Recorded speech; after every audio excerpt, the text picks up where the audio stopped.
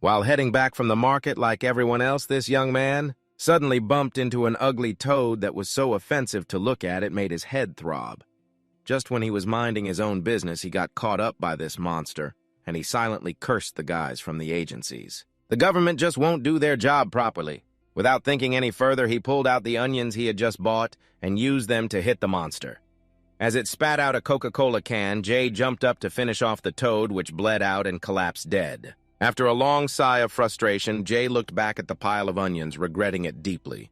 After all, they were expensive borrow onions. G was indeed a level S awakened being reported dead 8 years ago. Pulling out his iPhone, Pro Max G immediately called the police, hesitating. "Hello, there's a dead monster in the alley where I'm standing. It seems like some hunter dealt with it and then just left. This place looks like the alley leading to the supermarket or something. It resembles a really big and disgusting toad and it smells terrible. I don't dare to look any closer." After receiving the notification that someone would arrive in 5 minutes, the young man hung up. Jay rustled as he picked up his bag, thinking he should leave before running into them. Just then, a spatial crack appeared. Among the few countries with functioning governments and military systems, the United States leads in adapting and responding quickly. The second fastest country to respond after the U.S. is South Korea. This is undeniably thanks to the S-level awakened beings who have emerged shining like stars hunters like Sanji. Aside from the nickname and gender, all other information about him is kept secret. This is Captain Korea, a hero in troubled times who didn't hesitate to dive into the cracks and dungeons. To save countless people, G is also the former #1 hunter in South Korea and the first S-level hunter. 8 years ago, he, along with 44 other hunters, sacrificed themselves to seal the first-level crack and became heroes of the nation. No one could have imagined. Now he's just an ordinary G carrying a bag to the market looking so plain. He should have sounded more panicked when he called to report right at this moment. He doesn't even think about going back to being a hunter anymore. Exactly 5 minutes later, the support team arrived at the alley that had been reported. The red-haired girl continuously exclaimed, "Wow, this is impressive. Handling a swamp toad so neatly like this must be a senior right plus if they had been just a little slower." This monster would have already spat out acid everywhere. In reality, Jay had cleaned it up so well that they thought they could hand it over to the research team. The red-haired girl asked the guy next to her if there were any traces left. "Check it out. If it's at this level, then that person's strength must be no joke." After scanning, the guy was sweating nervously, wondering how powerful that person must be. And yet they left no traces at all. It must definitely be a professional hunter. The red-haired girl, leaning on her hands, seemed annoyed. "Is this another anonymous hunter? Comics and novels are full of nonsense that spoil kids. But I heard this monster that just escaped is level 4. Luckily, it hasn't eaten anyone or destroyed any buildings. Maybe it hasn't eaten anyone and hasn't destroyed any buildings yet. Now let's take this frog home." Suddenly, this guy with a keen nose caught a whiff of the borrow onion smell around here, and the red-haired girl quickly guessed that he must have picked up some borrow onions from the trash to eat. But mentioning borrow onions makes me really hungry. Are we heading back to the usual spot after work? That guy seems really down.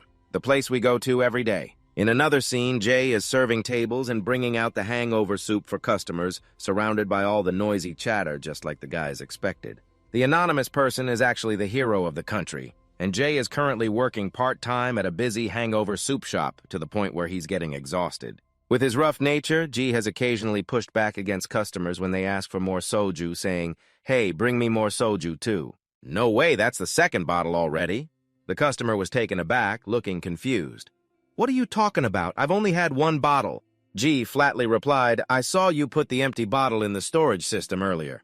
He did this because the shop has a clear rule posted on the wall that each table is limited to 2 bottles of alcohol to prevent excessive drinking and fighting, leaving the older guy only able to sulk. "It's me. Putting the bottle in storage was faster than catching a monster. You've got sharp eyes like a ghost." "Could he be a hunter?" the guy in the pink shirt sitting across whispered. "I've asked the captain already." The captain said he's just an ordinary person. The older guy still looked at G with a curious gaze, wondering if he could be a hidden hunter, or maybe not registered at all, while the guy in the pink shirt waved his hand and laughed foolishly. "That's not possible. If he's not registered, he'd have to pay a hefty fine. Besides, if he were the hidden hunter, he'd be out hunting at night. He's not crazy enough to work part-time at a hangover soup shop like this."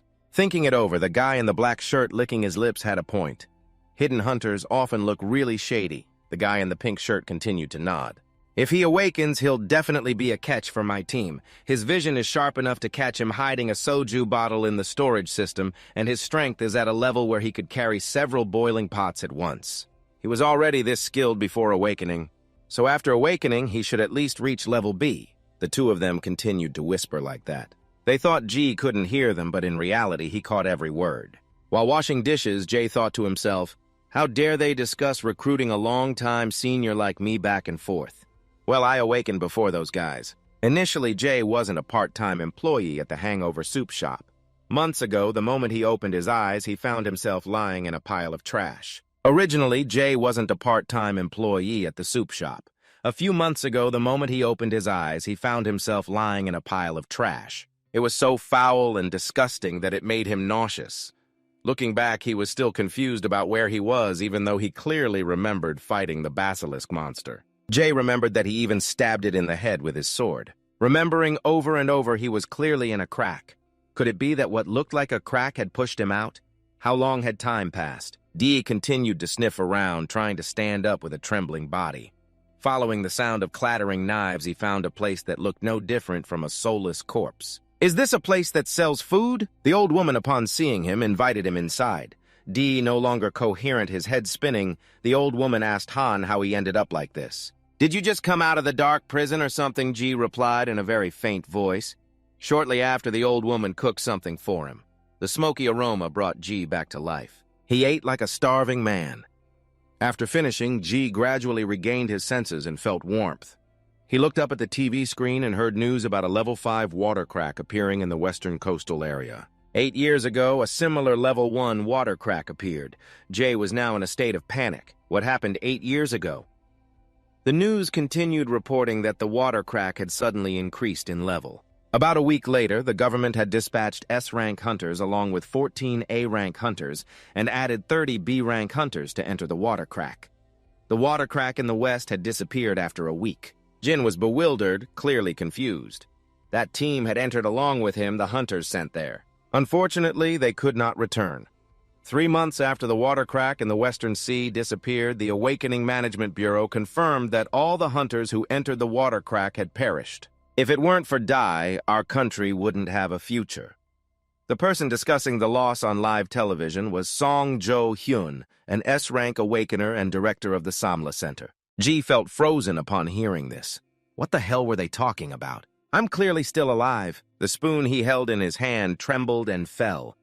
The announcements continued like thunderclaps on live television. G and 44 brave hunters had entered the water crack. Thanks to them, we have the future we do today. We have an obligation to look forward and move on.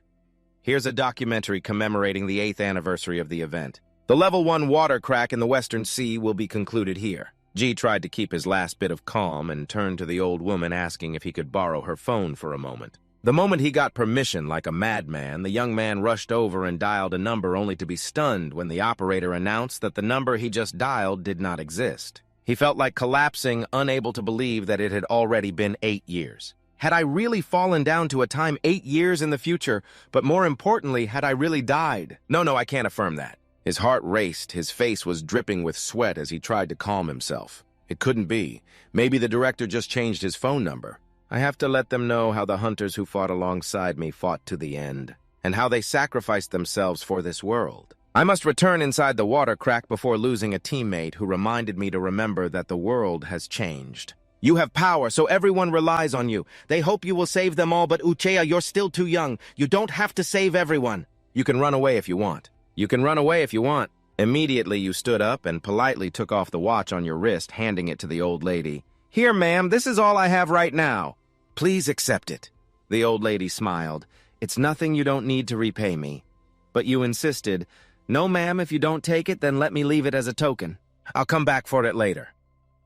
Right now, it's been 8 years, and looking back at the world now, you see it has changed. A lot, and it's much safer than before. From sending warning texts about impending dangers to the hunters being dispatched quickly to handle situations, everyone lives a life free of fear and worry. I'm counting on you again. In that moment, witnessing the happiness and joy of everyone, you couldn't help but think, I wonder if all those sacrifices from before meant anything, especially since the Hunter G is gone now. No one remembers the person named Chauiji anymore since that moment. You promised yourself to live a quiet life, and so you applied for a part-time job at a restaurant. Right now, you're in a bookstore. In front of you is a sign with a familiar figure reading, Hotline for Registration Advice for Awakeners, 777 inches, reporting unregistered awakeners and criminal behavior, 555.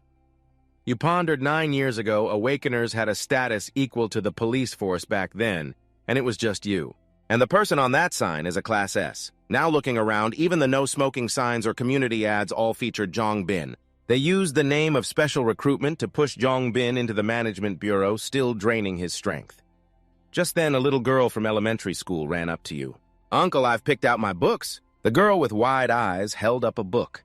You stood there shocked as the cover featured a character with a blackened face in the corner, none other than you. You thought to yourself, this is a copyright violation. Even though I'm the one who's gone, they're using my image so recklessly, aren't they? While you were paying for the 30,001 book, the girl stood below, her eyes shining. "Can I hold the book? It seems like she really wants it." Once outside the bookstore, the girl excitedly asked, "Where are we going now?" With a bored expression, you tightly held her hand. "Where else? I'm taking you home." Then you turned back to the store to prepare for the evening shift. The girl pouted, complaining that it's not fun at all. You couldn't help but smile gently. "There's a lot to prepare for tonight, so we can't go out. I'll buy you ice cream and you can enjoy it at home with Grandma, okay?" At that, the girl finally agreed and obeyed. Your daily tasks at the liquor soup shop include the following. First, at 6 a.m., the shop must open to serve liquor soup to the hunters. They gather for an all-night party until dawn, going until the 5th shift, and the hunters are forced to work overtime. Then from 11:30 a.m. to 2 p.m., you'll serve lunch, which is liquor soup for the hunters. They come rushing in like a flood from 2 p.m. to 5 p.m. The shop will temporarily close to clean up, wash dishes, and prepare ingredients. After that, you will be responsible for picking up the little girl Ha-Eun-Yi from school.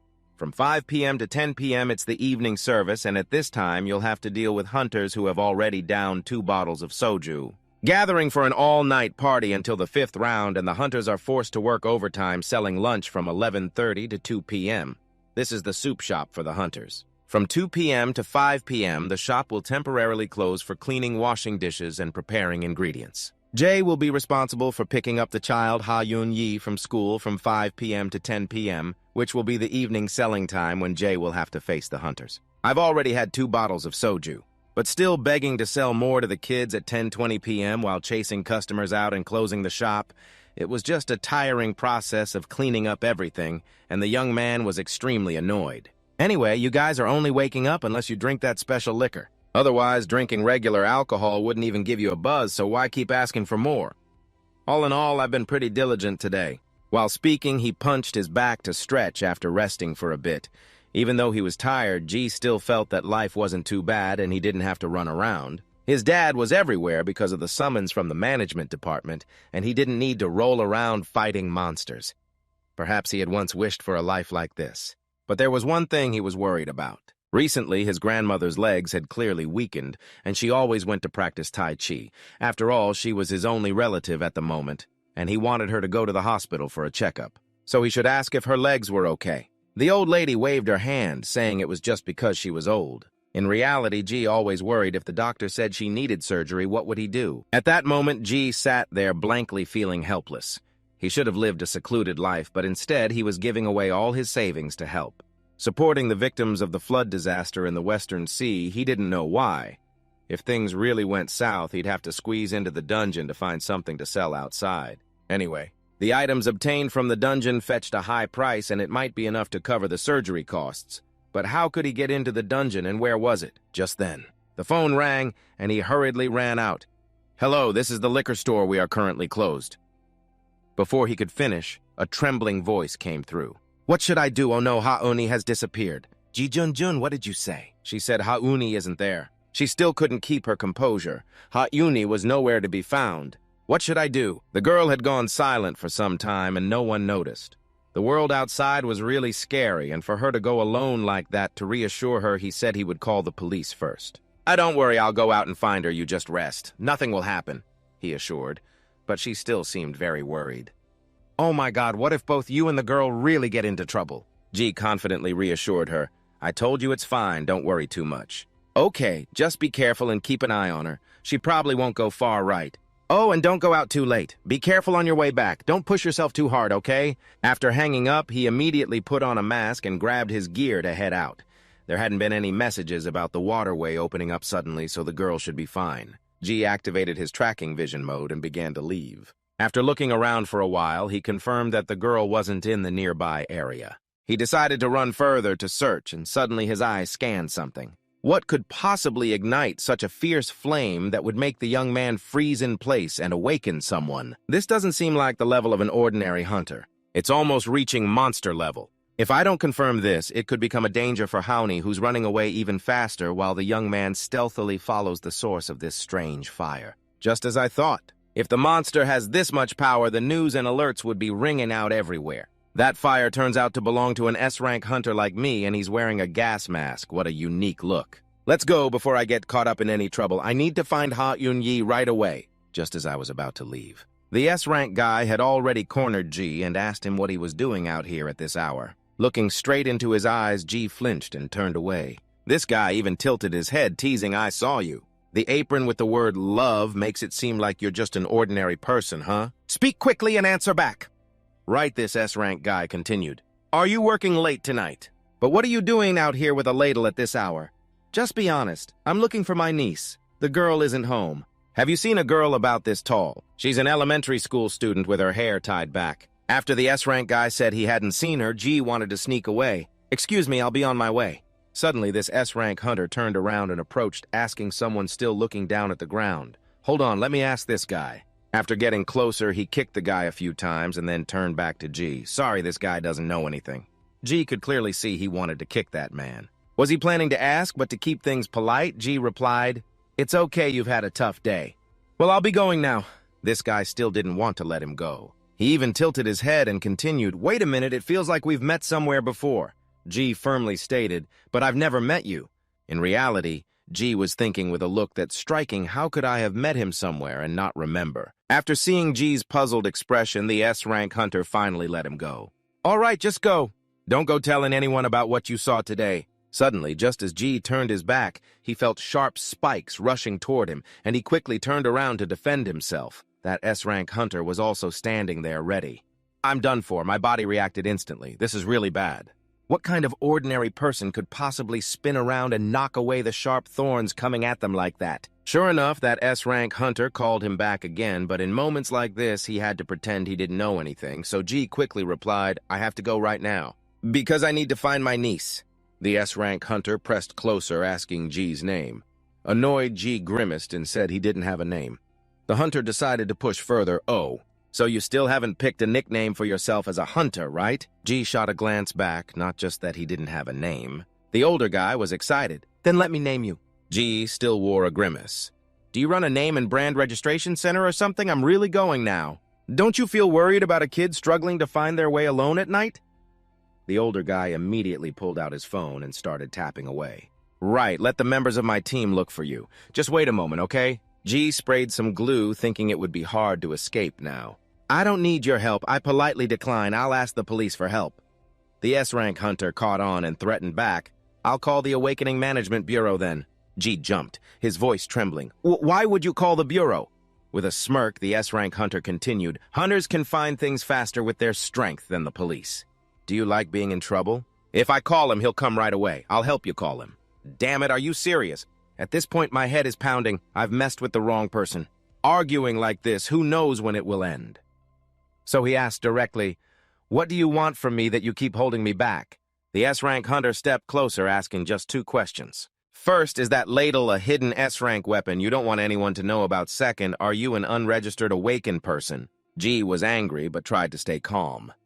Lately, those hunters seem to have lost their common decency talking like this to someone they just met. I've been patient enough already. If you're going to be patient, then you might as well stick it out to the end, the hunter continued. That doesn't look like an S-rank weapon, so you must be an awakened person. Unregistered with the Bureau, huh? G clenched his fists, arguing back. I'm not an unregistered awakened person. He kept pushing back. If you're going to brag, at least say it with some sincerity. G was determined to assert, I'm telling the truth. In reality, he wasn't lying because if he hadn't been erased from the list for having sacrificed himself, then he indeed had registered as an S-rank hunter. The hunter didn't say anything else and launched a direct attack. With no other choice, G had to use that ladle to defend himself. Suddenly, something like poison caused the ladle to turn black.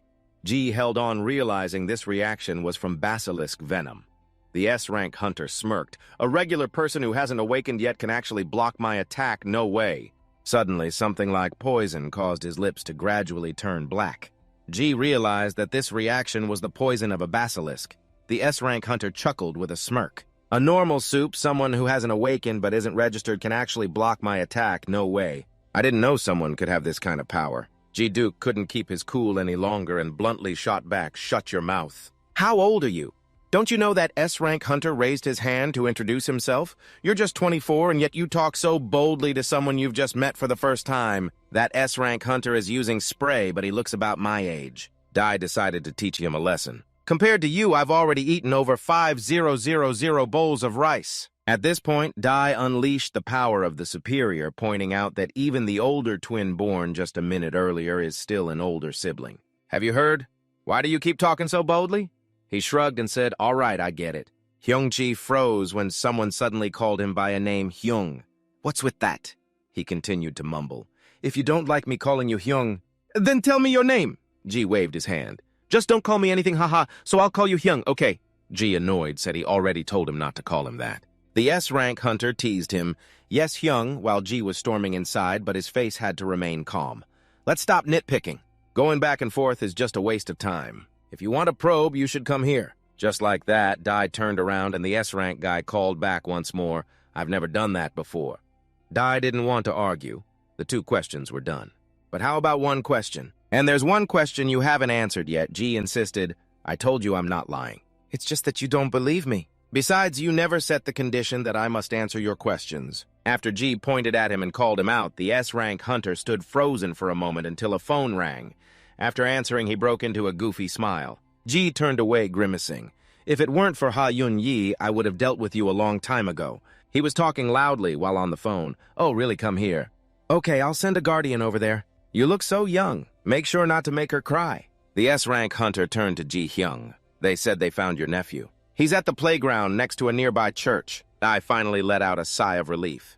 "Thank you." He suddenly introduced himself. "My name is Lisa Ion. See you next time." "You must tell me your real identity." Looking at the person slumped on the ground, Lisa Ion grabbed him, saying, "Lately, the frequency of appearances seems to have increased a lot." Suddenly, a head popped out from the wall. My captain reported, "The guardian has just arrived at the playground and has met the child."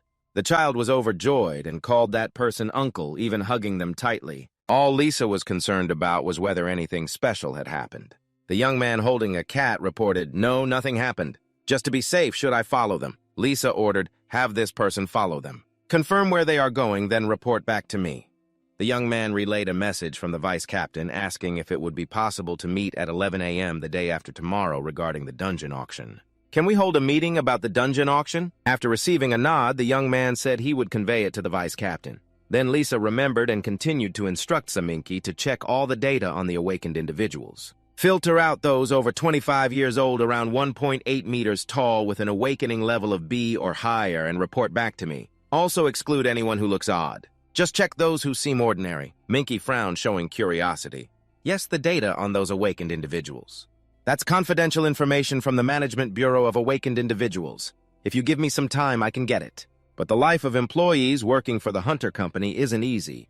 Lisa continued to instruct, "Go find out the name of the child who was just picked up from elementary school." Immediately, Sel Minky had the information. "That child's name is Park Ha-yoon, a second grader from Sibayan Elementary School." Lisa continued to order that they must check the family relationships of that child. Saminki was very surprised. "Family relationships, why is that?" Lisa didn't hide her interest. "I'm a bit curious about the person claiming to be the child's uncle. Just arrived home." After a heart-stopping moment, the girl, still shouting, wanted to play in the yard a little longer. After receiving a few slaps, she cried, feeling wronged. Meanwhile, the grandmother kept hitting her chest to stay calm. "Oh dear, I thought you had run away, and my heart has hurt several times already. What were you doing out there at night? Don't you know how scary the world is now?" Ji held the grandmother's hand tightly and kindly said, Tomorrow morning I'll teach the girl again, so please don't scold her anymore. The grandmother turned to G. Oh, G, are you staying over today? No, I have to go back to the shop to prepare for tomorrow's sales. The grandmother looked worried. Is the business at the shop still okay? I need to check on it myself. G smiled to reassure her. Yes, everything is fine. You know I'm healthy, so I can manage. I was also going to ask how your legs have been lately. Looking down at her legs, which seemed unsteady, she still tried to speak to reassure G. My legs are fine, they're almost better. Then, looking down at his legs, which seemed unsteady, he still tried to reassure her. Don't worry, my legs are fine, they'll be okay soon. Just by looking, G could tell that she was lying even now. She was also straining to stand on her uninjured leg, and then you returned to her shop. Good night, and can I borrow your window? The old lady looked confused, not knowing what G intended to do, and he just smiled awkwardly, not wanting to explain. It's just a little thing. Tomorrow I'll call to check on her. As he moved out through the window, he actually knew someone was watching him. He even wondered why that guy was letting him go so easily. It turned out someone was secretly following him, carefully lifting his shoes to activate silent steps. Indeed, there were 2 guys standing guard at the door and 2 more waiting in the alley behind. They didn't make any other moves, proving that his exit through the window hadn't been detected. He tried to stay as quiet as possible to observe them. He could take them all down. But they would immediately follow him. They were just following orders. I shouldn't make a big deal out of this and become an enemy of that organization. But G was considering ambushing them from behind. He decided to just incapacitate them temporarily. The 2 guards had been standing too long and seemed to be getting bored talking to each other. He went in and hasn't come out. Seems like he's gone to sleep. So boring, and the captain reminded us to stay alert. That blonde guy is yawning, waiting in front for another 30 minutes. If we still don't see anything, we'll head back. We still need to buy fish cakes on the way. Taking advantage of both being off guard, G reached for the collar of the blonde guy. After a few squeezes, both were covered with plastic bags over their faces and passed out. Once done, G checked to see if they were still alive. I wonder if they're okay. Their pulse is still beating, breathing steady. Sorry, guys. He started to rummage through their pockets and finally found something. Inside the wallet was a team card for the Pado team, a combat support team. It turned out they were from the Pado team, and all hunters had the duty to protect the people. But G didn't know if these people were decent hunters or not. There was no worst-case scenario, only worse ones, and they hadn't left yet. G decided to pull out a pen and write on their shirts as a warning. By the time he reached the shop, it was almost midnight. The time left to prepare the ingredients was less than he thought. Suddenly, G was startled looking at the apron, even recalling Lisa Ion's sarcastic words. I see it now. The apron has the word love on it, just like the first time we met. See you next time, buddy? G angrily threw the apron on the ground and grabbed another one. He suddenly felt like he was losing. He decided to search for the name Lisa Ion online. Let's see if there's any information. After searching, finally, some information appeared. The 3rd-level S-Class Awakener of Korea, Lisa Ion, ranked first on the new leaderboard. So who is this person? Journalist John Soo Jin commented on whether this person could fill the void left by G and become the #1 hunter. Lisa Ion leads the Pado team, a small mercenary group. Lisa Ion maintains the #1 position, causing surprises due to her attitude during official meetings. G was washing dishes while feeling itchy. Truly nothing could be worse than running into the #1 hunter. Why am I so unlucky? I applied to work at a liquor store to live in hiding. I was trying to conceal my strength, but it turns out this is the favorite shop of hunters, and the person I revealed my strength to is a top hunter. But the strongest among all the hunters in this country is fighting in that small alley. The person who shot out the spikes back then was also suspicious. There were not just 1 or 2 odd things. G took out his phone and started tapping something. He tried searching for hedgehog in the search bar, but there were no results, and he couldn't find any cases either. You tried searching for hedgehogs in the search bar, but there were no results and you couldn't find any cases at all. There's not even a whisper about it, nor any content suggesting that someone has witnessed news that is still being kept under wraps and has not been released. Or it could be that the higher-ups have controlled the information. G starts to think of a worse scenario, and now the real danger is that Lisa might find out about him, and that would threaten her safety. The next day, when the sun had risen, Lisa was holding a piece of paper and reading it intently. If anyone dared to mess with them, they would know what was coming. South Korea is a country with many strong hunters, among which the most prominent is the first team led by Captain Song Ju Hoan, a team that has proven the winning capabilities of hunters. Class S, for a long time, they have built a solid foundation and left a strong, indelible mark in the hunting community of South Korea. The first official team of South Korea is called Samna. The second team was formed right after the event of Canute, gathering knowledgeable researchers who focused on seeking information and research rather than building a reputation and making money. A team comparable to a vessel of knowledge is named Salon. Finally, there is a team with the capabilities of both previous teams, but more streamlined, called Pado and Elite Force alongside Lisa. While Lisa was lost in thought, someone ran over and asked, "What are you looking at, Sa-Ion? Why do you keep staring?" It was a letter sent by someone. "Lisa, you're too curious already. Let's meet up." All the members gathered in the room, but 4 people were absent. Immediately, the red-haired girl reported, "Deputy Captain, those people are in the treatment room." They must have been there for about a day now. The deputy captain looked very surprised. "What, those people were in the dungeon fighting, so how come—" The red-haired girl shrugged. "I don't know where they got beaten up." Hearing this, the deputy captain was furious. "Who dared to pick a fight with our people? This cannot be left alone." The red-haired girl pointed at Lisa. "Of course we're planning to deal with it." But the captain said to let it go, after hearing that the deputy captain was stunned. "Wait, our kids got beaten up by someone, and you say to let it go? Then what does that say about the honor of our Pado team?" Lisa didn't want to dwell on this issue any longer. "Let it go. This is an order. Let's start the meeting." The deputy captain of Pado, with a helpless expression, said to Jisoo, "Jisoo, please convey the meeting content to those who are lying down." Jisoo looked annoyed. "Every time it's wrong, I'm the deputy captain. Let's proceed with the meeting. So let's start the meeting regarding dungeon selection for this quarter." Everyone turned on their tablets and opened the file sent by the support room.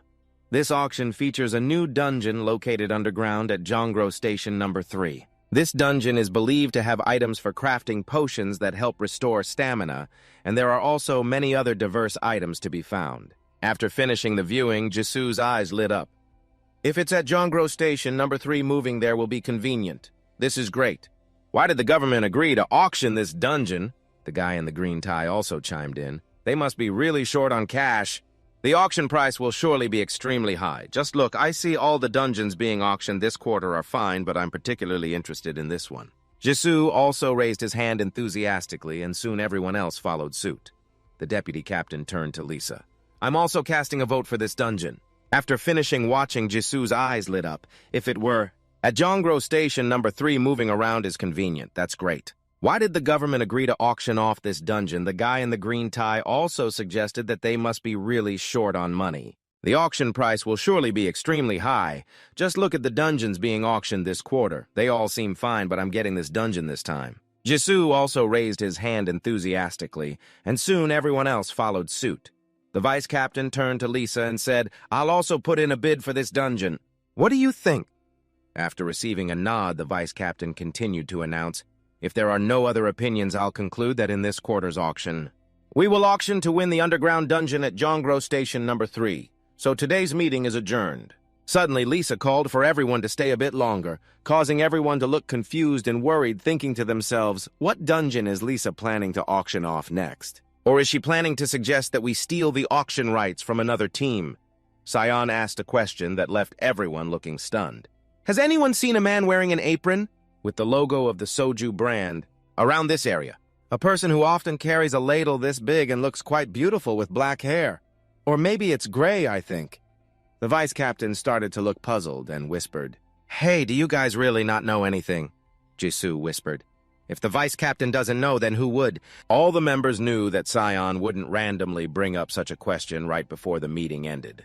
With a dangerous look, the vice captain turned to Sion and asked, "Do you know where they are holding the soju sale event?" Jisoo also forced a laugh. "Ha, Captain, did you just come back from the supermarket?" In reality, the vice captain was thinking that their captain had fallen head over heels for someone and even complimented their beauty. This misunderstanding was quite disgusting. Sion could only feel helpless. These people weren't helping at all. Hearing this, the vice captain Pado angrily slammed his hand on the table. "Who is talking about the auction and suddenly brings up a man wearing an apron? Is that what you want to talk about?" The day after that hit, the desk cracked in half, and the guy in the blue tie stared straight into the deputy's eyes. "I'll submit a request for compensation for the meeting table, and you'll have to cover the tablet too." In the endless confusion, Sa-Eon said everyone could wrap up the meeting and go eat. Even though he was frustrated, the deputy still reminded Se-Eon you can't skip meals anymore. Everyone turned to Sa-Ion, the team leader, saying, "You skipping meals isn't something new. You should really go eat." After a headache, the deputy suggested everyone head to the soup shop. Just hearing that made Jisoo go pale, thinking, why does he keep eating that hangover soup? If we go there to eat again today, I won't go with the deputy anymore. The deputy pulled out some cash, trying to coax, "Come on, I'll treat you." Jisoo, rubbing his head, said, "I can't hear anything. I'll eat at the canteen. You go by yourself." The deputy waved his hand dramatically. "Come on, let's go. Who's coming with me?" In the blink of an eye, the room was empty except for the deputy, who was left feeling frustrated. They didn't run away from that level 2 monster this fast. What a bunch of ungrateful people. Do you even know why I always go to that hangover soup shop? It's because the more crowded the place, the quicker I can catch the rumors. My friends and I go there to mingle with the hunters. I gather a lot of information too. Making connections with others is the real reason I go there. It's definitely not because I go there for the hangover soup. After saying that, I almost slapped myself for how ridiculous it sounded.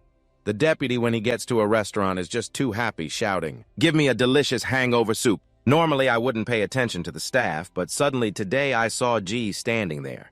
While my brother was frozen, G was chatting away enthusiastically. "You want the one with extra chili, right? You came at just the right time. If you were a bit later, you'd have to wait in line." Looking at the apron again, she looked really beautiful, and her hair matched exactly what Sa-Ion described. I asked again, "Excuse me, are you a hunter?" My brother finally snapped out of it.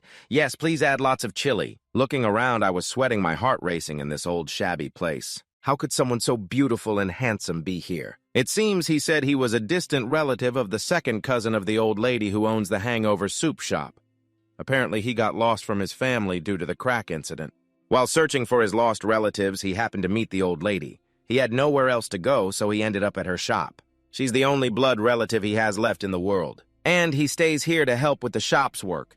The important thing is that with a young person working here, I can enjoy more hangover soup without worrying about the old lady. But usually, young people want to become officials like the hunters, right? Who would want to take on extra work? But it's not like I have to be wary of the old lady anymore yet. Usually, young people want to become civil servants like those hunters, right? Who would want to take on extra work? There's no way you'd find a restaurant like this. His outfit doesn't really match the person Seon mentioned. Just as the hangover soup arrived, B lost all his composure, thinking back to Sion. There's no way to run into a part-time worker at a hangover soup place. Just a casual brush by, it might not even happen. On another note, while Seon was scrolling through his iPad, Jongbin, an S-Rank hunter, came to meet Captain Seon. The data on awakened individuals shouldn't be used for personal purposes. Hearing this, Seon started to piece things together. Cell Minky has been discovered, damn it. Thinking back, how could Minky, ranked 33, outsmart someone like Jongbin, ranked 3? It's a given that the rankings are worlds apart. Seeing Seon still silent, Jongbin awkwardly chuckled and lightly tapped the table. "Lisa, can't you show a little attitude when others are talking?" At that moment, Seon replied, "There's someone who hasn't registered their abilities. They must be at least B rank to walk around like that, and you guys aren't going to check." Jongbin scratched his head, looking skeptical. He knew how strict the laws were regarding the registration of awakened individuals, with fines reaching hundreds of millions. Who would hide their powers without registering?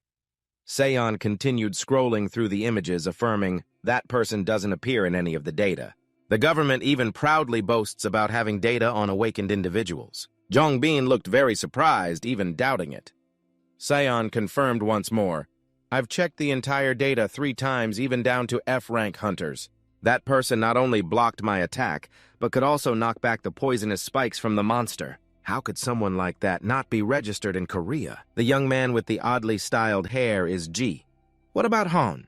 Did you dye your hair evenly?" The girl who was studying glanced back at the back of Han's head. Suddenly, G sat down, staring intently at Han's notebook, but he was genuinely curious and asked, "Is the answer to question 1 earthworm?" The girl sensed she was about to get scolded, so she quickly deflected. "Now that I look back, the dye on the back of your neck isn't even. You should go fix it." She was trying to lighten the mood. "All right, I'll go check in the mirror. Here, redo question 1. As soon as he entered the bathroom, the young man grumbled, "I just dyed my hair recently. Why is it fading already?" The money spent on dye is ridiculous. I wonder if it's because of my recovery ability. Now the dye doesn't seem to work much anymore. Luckily, I have the skill of a skilled craftsman, or I'd be in trouble. If I didn't work at the hangover soup place, I might have to try applying at a hair salon. Just as he was lost in thought, his phone kept buzzing with notifications. It was a message from Han. Hey, there's someone outside who looks really strange. Reading this, G was startled.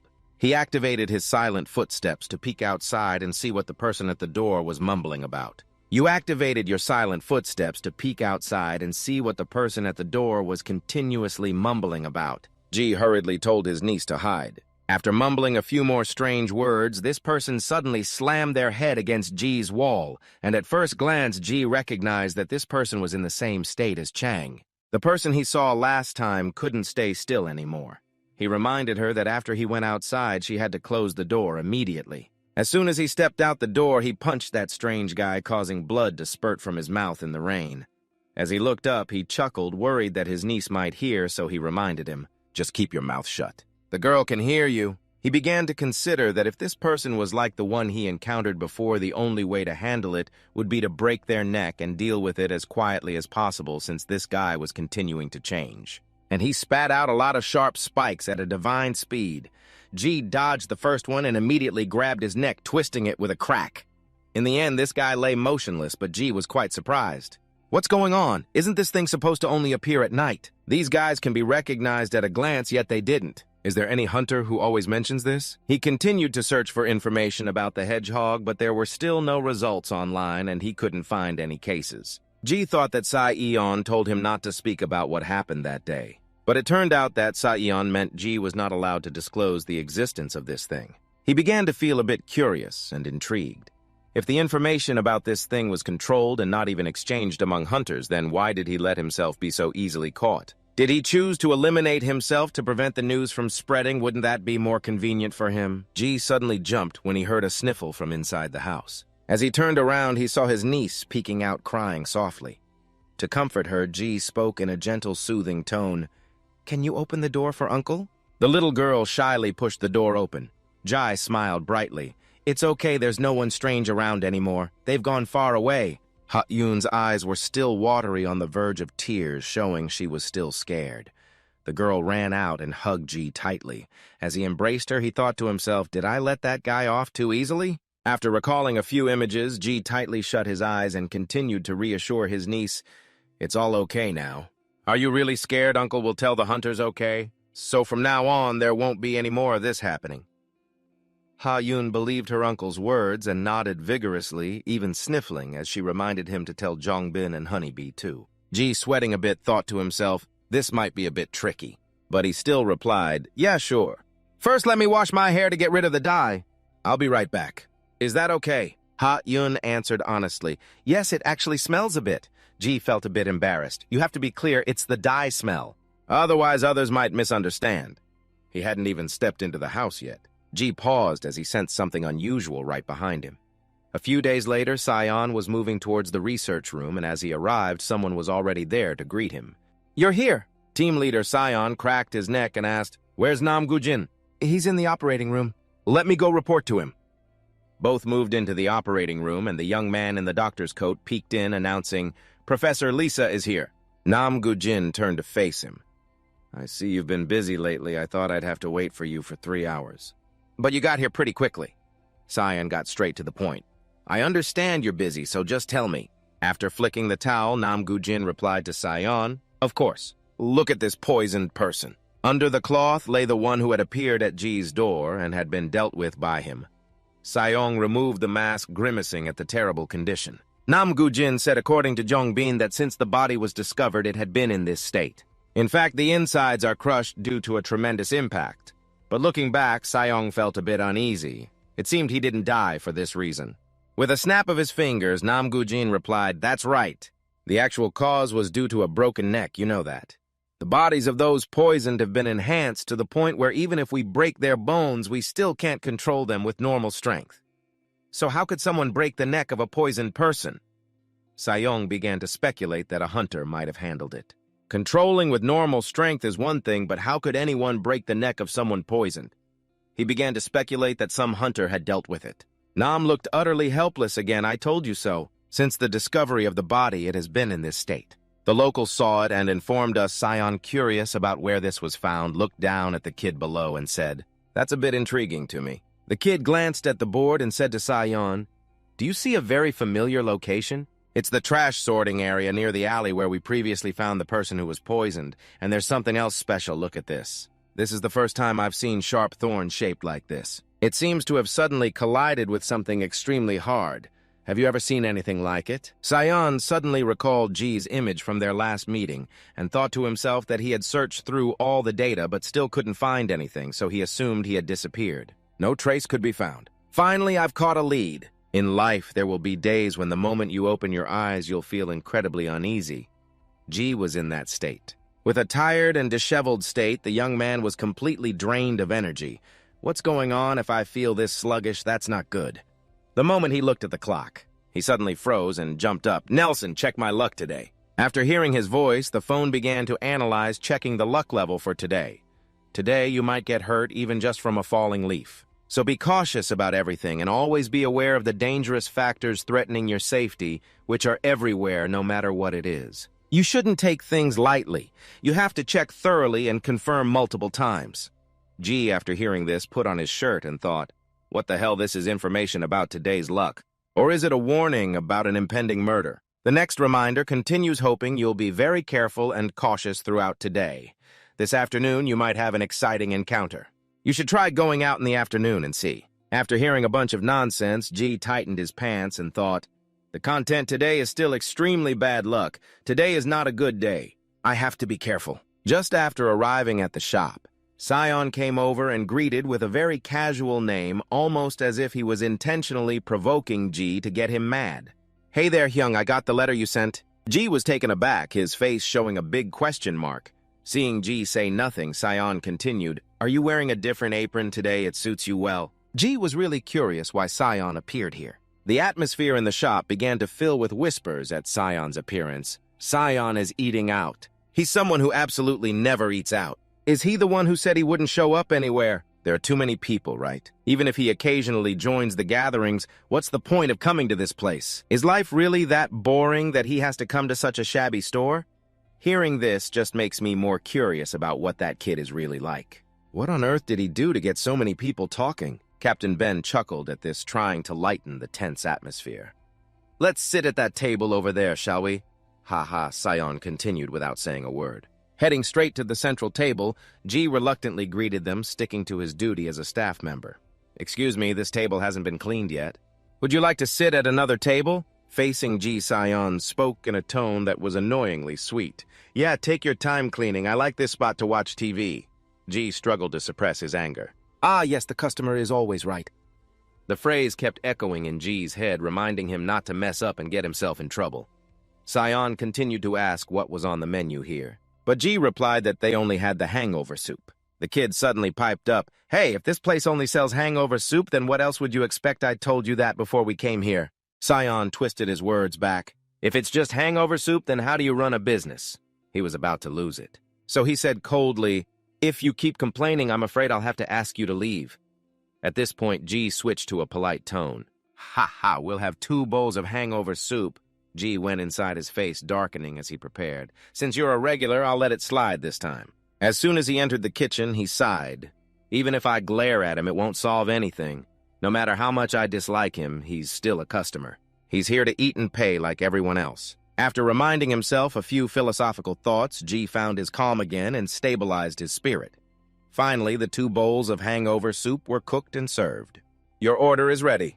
There are currently many anonymous comments online about the Pato team regarding the information that Sion had paid $1.5 million for the hangover soup. So he comes here to eat every day. G even posted about how Sion was hindering his business and asked for advice from all netizens on how to handle this situation. Should I report this annoying harassment to the police or the management department? G muttered while checking his phone, thinking about the somewhat well-known hunters. As long as you have proof, the management department's hunters will come to handle it immediately.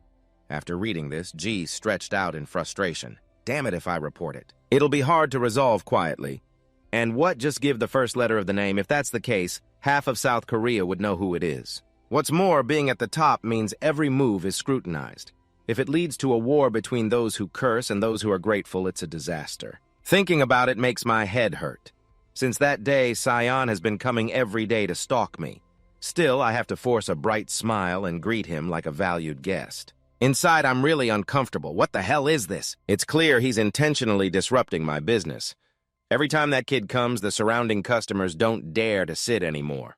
To resolve this, I either have to go back to being a hunter, or I need to have more money. If I want Sion to be condemned by society, I need solid evidence. If the evidence isn't enough, I could easily be counterattacked. On the contrary, the most accurate way is to record all of Sion's actions and post them publicly. But he's an S-rank hunter, so if I use a regular recording device or camera, he'll catch on right away. That means I need to use equipment made from dungeon items so it won't be easily destroyed. Or I need a hidden recorder that's hard to detect. I started looking up prices online, but in the end I only stopped at the research stage because it was too expensive. Back in the day, when everyone knew about these things, I couldn't even remember how much they cost anymore. These days, inflating prices to hundreds of millions is just ridiculous. Poor young people like me can only scratch their heads. I've been too busy with life to ever buy any luxury items. Today, I began to consider registering as a hunter, but then I thought better of it because it seemed too risky. Things are different now compared to before.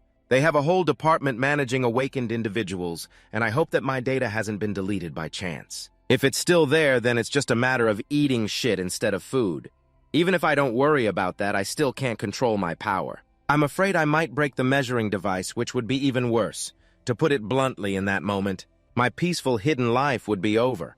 Just thinking about it makes my head spin, and I feel even more frustrated. If it weren't for that little brat, I would have... It shouldn't be this headache-inducing. G opened the space storage and took out a sparkling stone.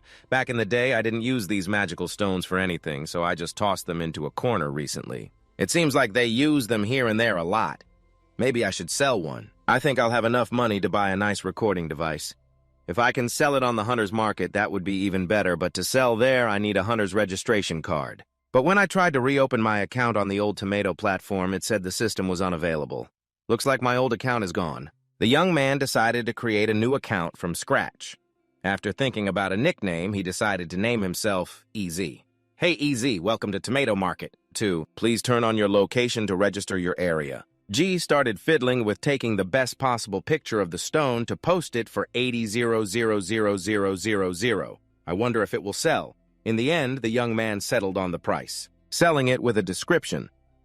This is a high-purity magical stone, rare and hard to find. Please contact via chat to negotiate for purchase. G began to think about what he would do with the money. Once I sell it, I'll buy a coat for Grandma in Hayun. I'll even pay for Grandma's leg surgery, too. Suddenly, the phone rang loudly, vibrating continuously. I thought my phone was broken. G jumped and opened it to see hundreds of comments.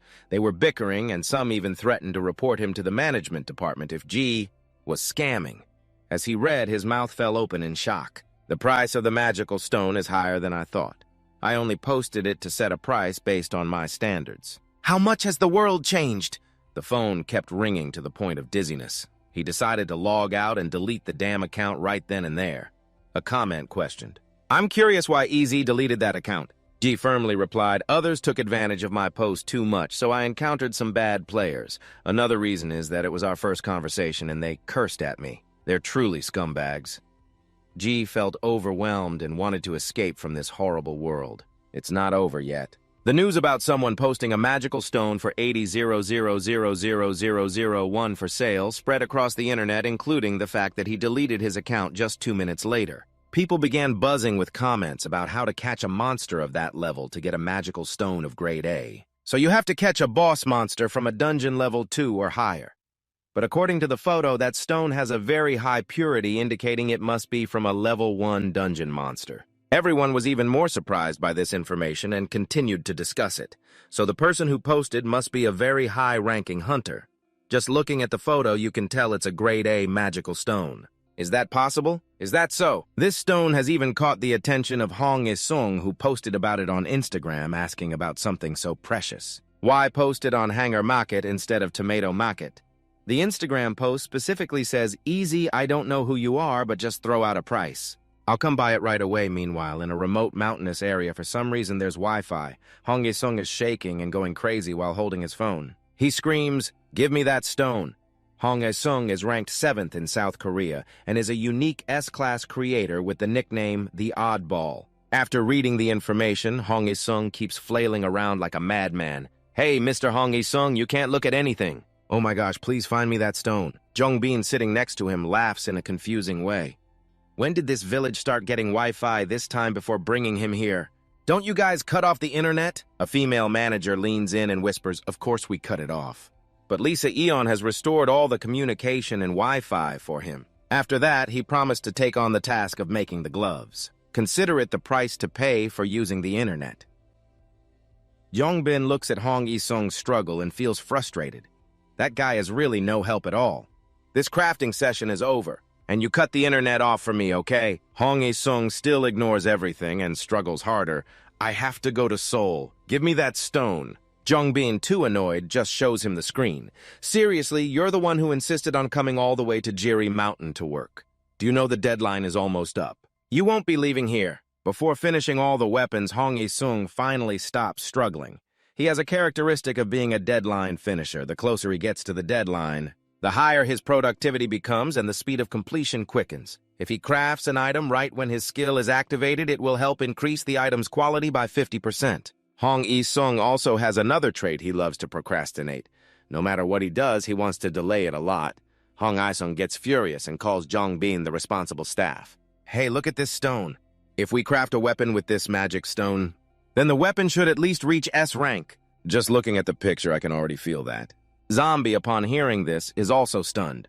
All the equipment created so far has only reached the highest rank of S, yet he claims that using that magic stone will create an S rank weapon. Zombie starts to think and investigate the seller of the stone, who has a mysterious background, until he reaches Jiri Mountain and hears about him. The stone belongs to a type that has never been traded anywhere in the country, so it must be a stolen item from somewhere to be sold. But someone with extremely great abilities like Hong Yi-sung can confirm its quality just by looking at it. Where did this stone suddenly come from? Could it be related to what Sa-Ion mentioned before? Looking down, Hong Yi-sung continues to roll around. Jongbin asks, first listen to me. This stone is extremely good, right? Of course. Just by looking at it, you can tell it's on a completely different level of premium quality compared to the mixed impurities or the toxic stuff from monsters, I'm telling you. Just hand me that stone, will you? Jongbin continued to be curious, so you can shape it, huh? Who could possibly find that stone? Right! With a grumbling tone, Hong Yi-sung replied that at the very least that person must be in the top 100. Jongbin continued among the top ranked. Usually no one leaves traces like a rookie.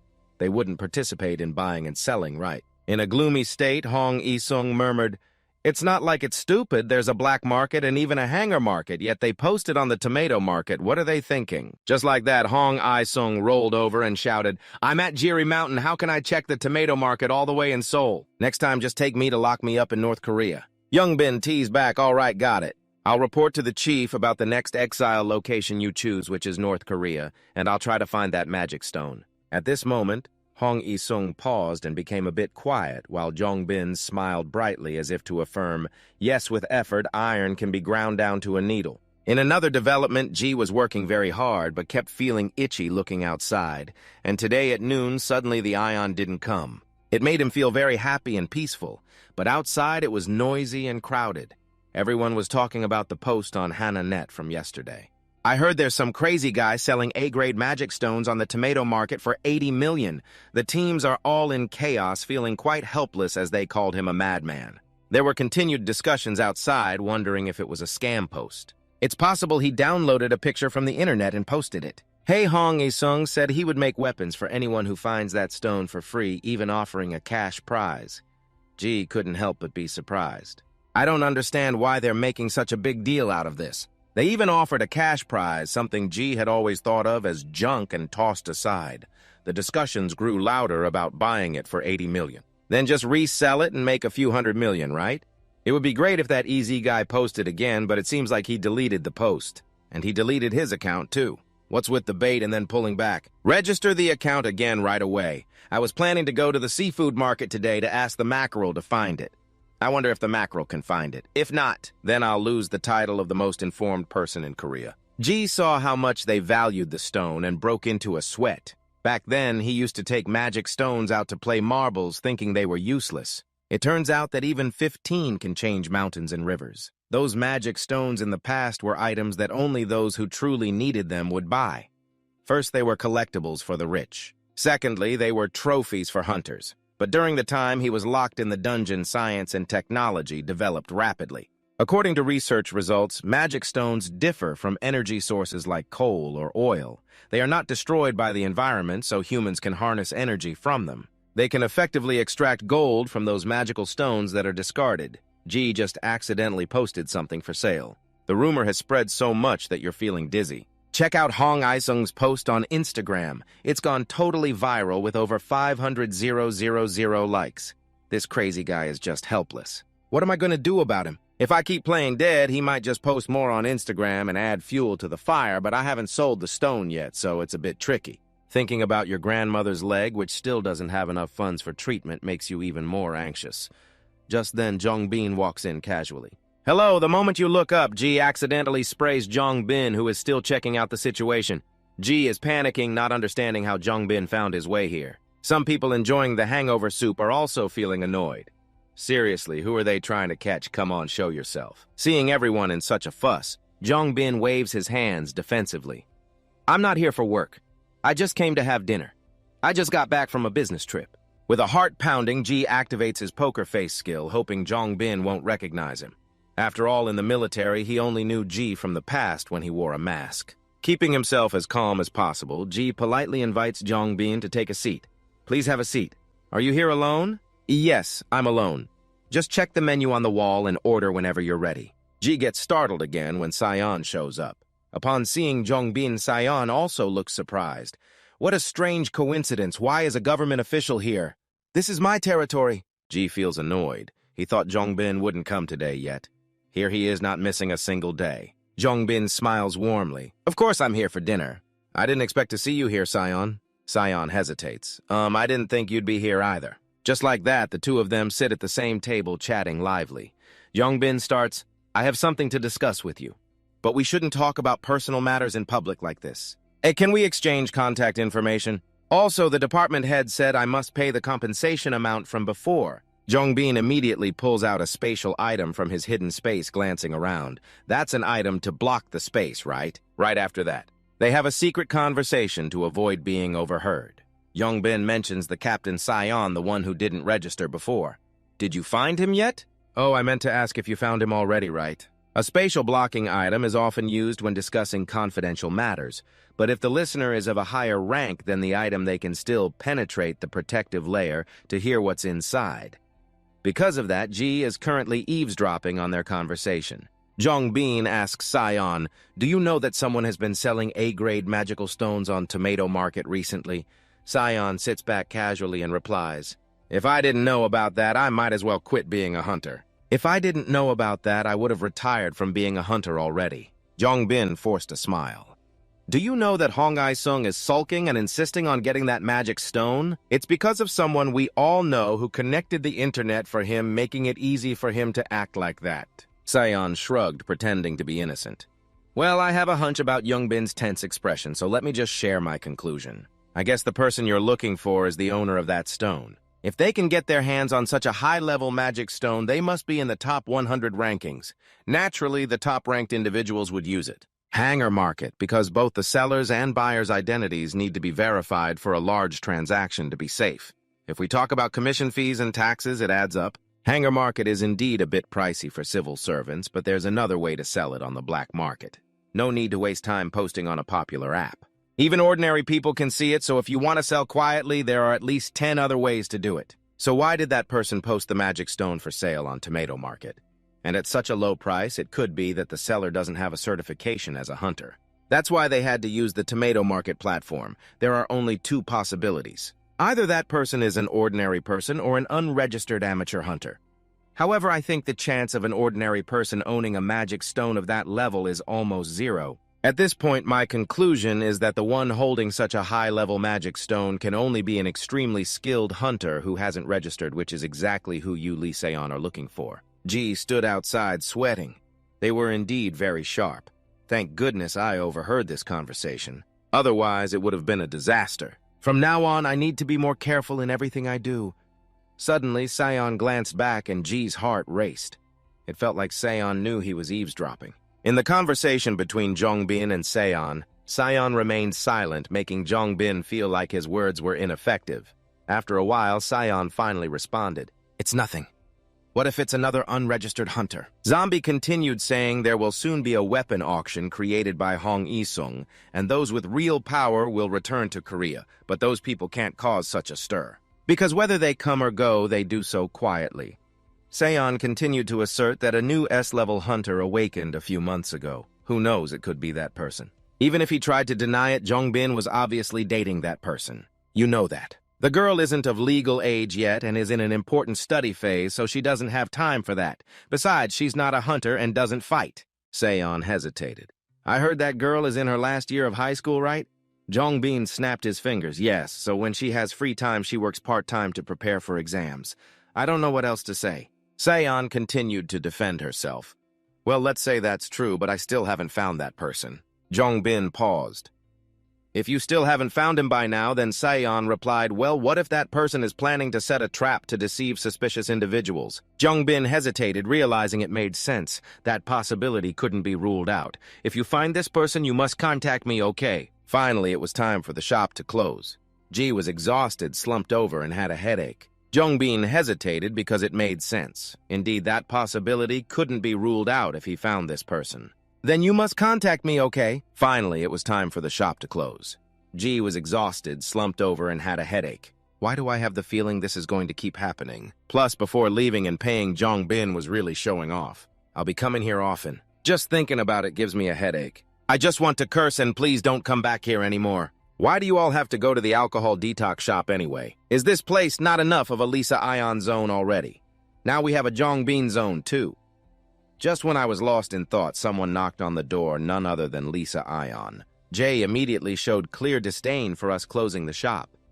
Please go home, Lisa Ion insisted. I'm still trying to open the door, I have something to say.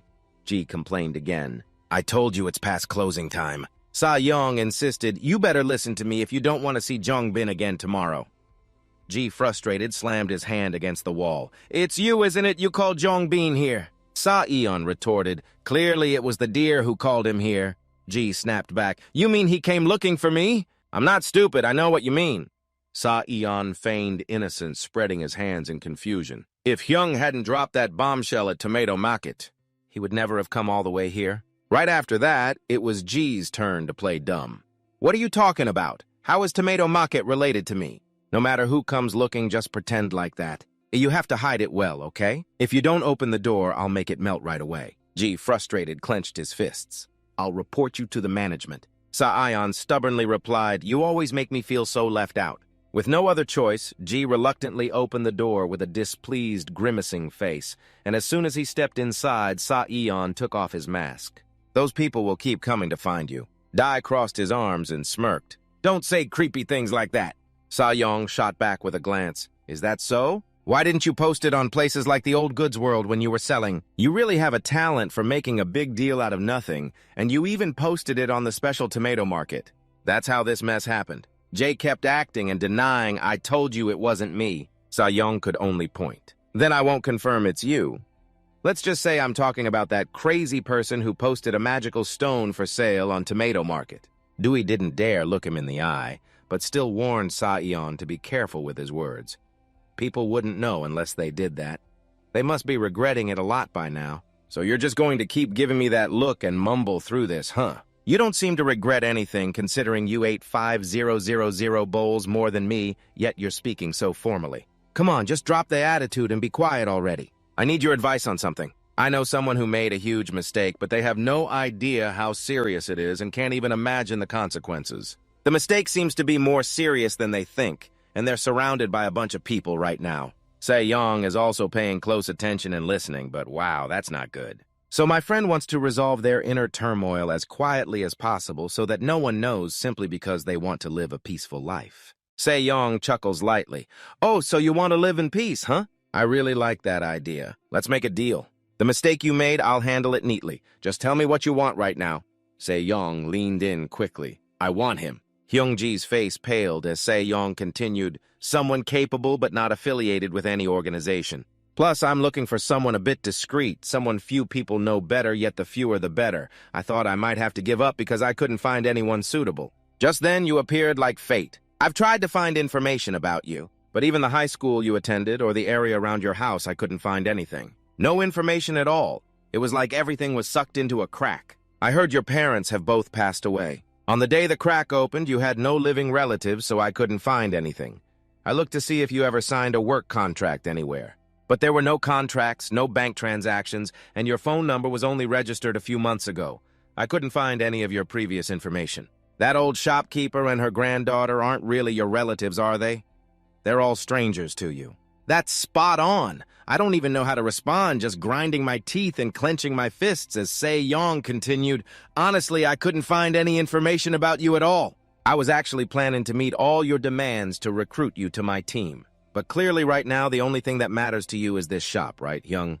Do you want anything? Faced with this question, Yi bluntly replied that he had nothing. Se-Yong moved closer. Then let me suggest this. Then Se-Yong pulled out an iPad from his space storage and started tapping. Do you know Namgu Jin? He's an A-level hacker. Ji was startled. He's the only helicopter in South Korea currently ranked 6th in the country, the captain of Team Cell 1 and nicknamed the Librarian. Min Hyo seemed to have caught on to all of Ji's desires. What do you think about getting Namgu Jin treated? I can't help you anymore. Ji seemed quite surprised, then continued, Tell me your grandmother's leg is hurting, right? Yi still maintained a look of astonishment. A level A healer that ordinary people can't meet is actually going to treat a commoner. You should make more sense. Sayan appeared very confident in his previous statement, saying that since Won and Pato have a partnership, I could ask him for treatment. Before awakening, he was an orthopedic surgeon, so he would understand the condition well. What do you think, Ji? You seem more agreeable now, so you replied to Sayan.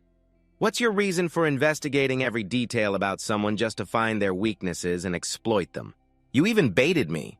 What's your real reason for wanting to pull me in? If I refuse today, you'll probably go around claiming I'm a hunter? You've awakened, right? Be clear about what you want. Sayan narrowed his eyes, admitting, I've considered that approach too. But if it's just plain intimidation, that's not a good way. Because if you do that, you'll conclude that I'm saying we can't walk the same path. Do you remember that guy you saw on our first day? There's a strange drug that started circulating a few years ago. Normally, drugs for ordinary people and narcotics can't affect those who have awakened.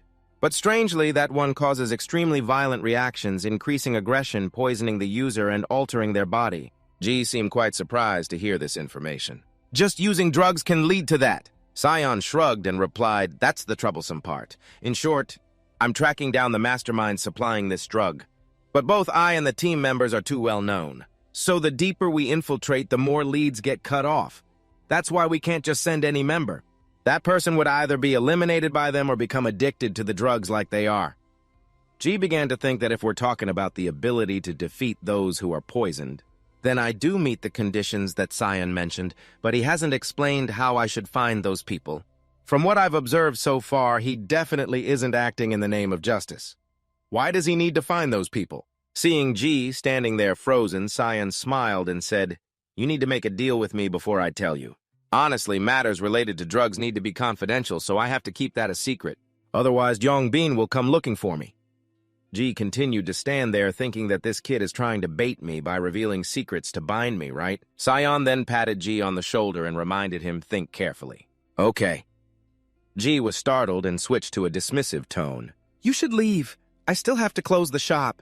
Sayan remained there, extending his hand, not knowing what for. It turned out he wanted Ji to give him his phone to save his number. Ji then frowned, looking annoyed. You don't need to, but my number is really valuable. Okay, Ji, I'll threaten to sell your number at Tomato Market. Sayan just laughed. If that's the case, I'll have to meet you often. Hehe, since that day, Ji hasn't seen Sayan again, and the unfortunate word Sayan spat out became a prophecy right after that day. Since that day, Ji hadn't seen Sayan anymore, and the unfortunate word Sayan spat out had turned into a prophecy right after that day. There are so many people calling the shop, the phone keeps ringing. Yes, this is the alcohol detox shop. Hello, I'm reporter Kim So-Ion from MBB Television. Can you answer the phone? Ji tried to stay calm and replied, I'm sorry we don't do food delivery. On the other end, a guy said, I'm not calling for delivery. I'm calling to see if you're interested. Do you want to appear on television? Our show is called Line 1 2-day airing at 7 p.m. every day of the week. Ji had declined, but they kept pushing. If your shop gets promoted as a favorite among hunters, it would be very beneficial for your business. Ji seemed to be losing his patience. I don't need this. My shop is busy, so I'm hanging up. I get calls like this every day. Once, a few people even came here to film random stuff but were caught by G. "Hey guest, turn off that camera you have in your pocket. Filming without permission is illegal." After being caught red-handed, the guest kept denying it. "Huh, what camera? Where did you see it?" The hunters in the shop were furious. "Hey, you little brat. Oh, we can hear the camera running, you know. How dare he underestimate the hearing of hunters?" The hunters stood up, exposing the guy's face as a YouTuber known for making videos that defame celebrities. Once he realized he was exposed, he bolted out of there. The hunters were still upset. If they didn't catch him, at least 2 people here would end up in the tabloids. "What are we waiting for? Let's catch that brat." Such incidents kept happening repeatedly. Just when everyone was about to forget, the old story would resurface. According to Hong Yi-sung's Instagram post, he even received a surprise package.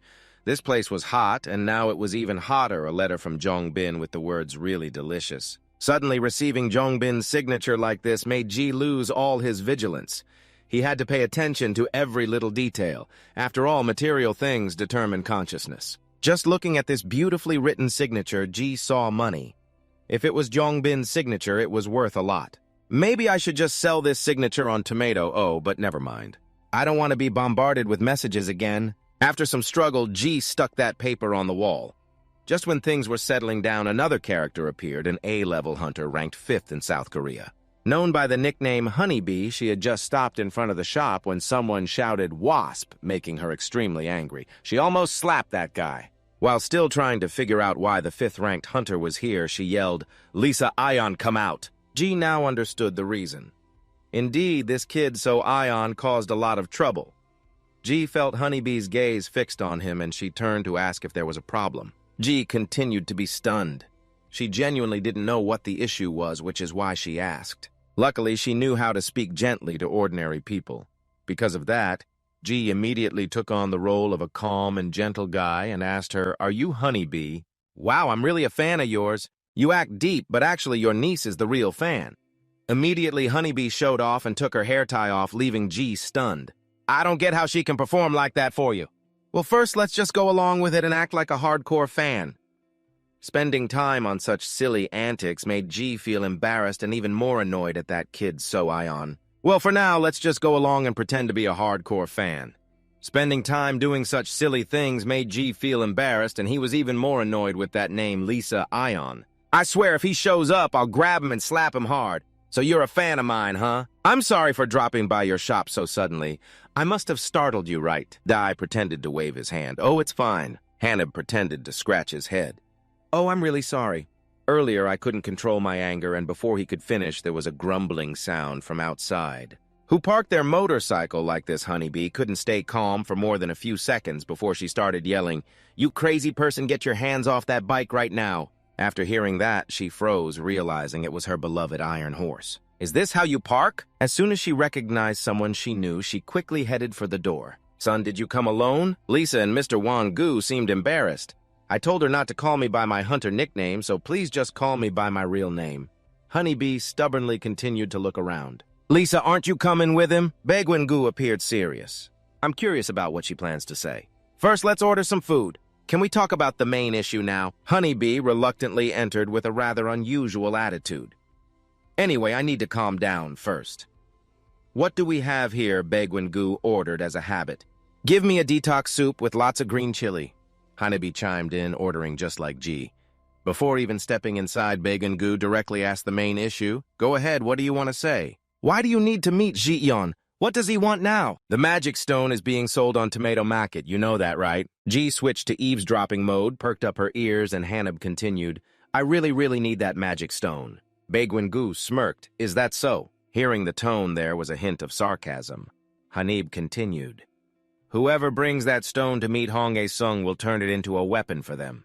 "I really need an S-level weapon." Baegwen-gu sighed. "Oh, right, your usual weapon is broken, isn't it?" G flinched at the familiar name. "Remember back in the day when I had to deal with SML Hong Yi-sung several times?" Honeybee continued boasting confidently. "I heard the ranking system is about to be updated after finding the magic stone for Hong Yi-sung. I'll ask him to craft my own specialized S-level weapon. By then, when the rankings are rearranged, I'll definitely win. I've planned everything perfectly. That's why I blew up the photo of the magic stone to see if there were any reflections in it." Besides that, I also sent the photo for analysis to find out what kind of phone was used to take the picture. The paper used as a background for the stone photo was also examined closely. I'm analyzing what kind of paper it is. I'm putting all my effort into extracting data from that photo down to the nano level to make a judgment. G was left speechless after hearing this. Even B1-gu was astonished to that extent. Clearly, that crazy Lisa blocked me right when I was about to find out all the information. And what else? Out of sheer anger, Hanib slammed his fist down on the table, then suddenly worried if he had damaged it. I was really lucky that Bayon-gu stopped his punch. Otherwise, I would have had to pay for the damage. Hanib sighed in relief and continued to thank me, saying that's why I had to come all the way here. Bayon-gu looked confused and asked back, "But what does EZ and our team have to do with this?"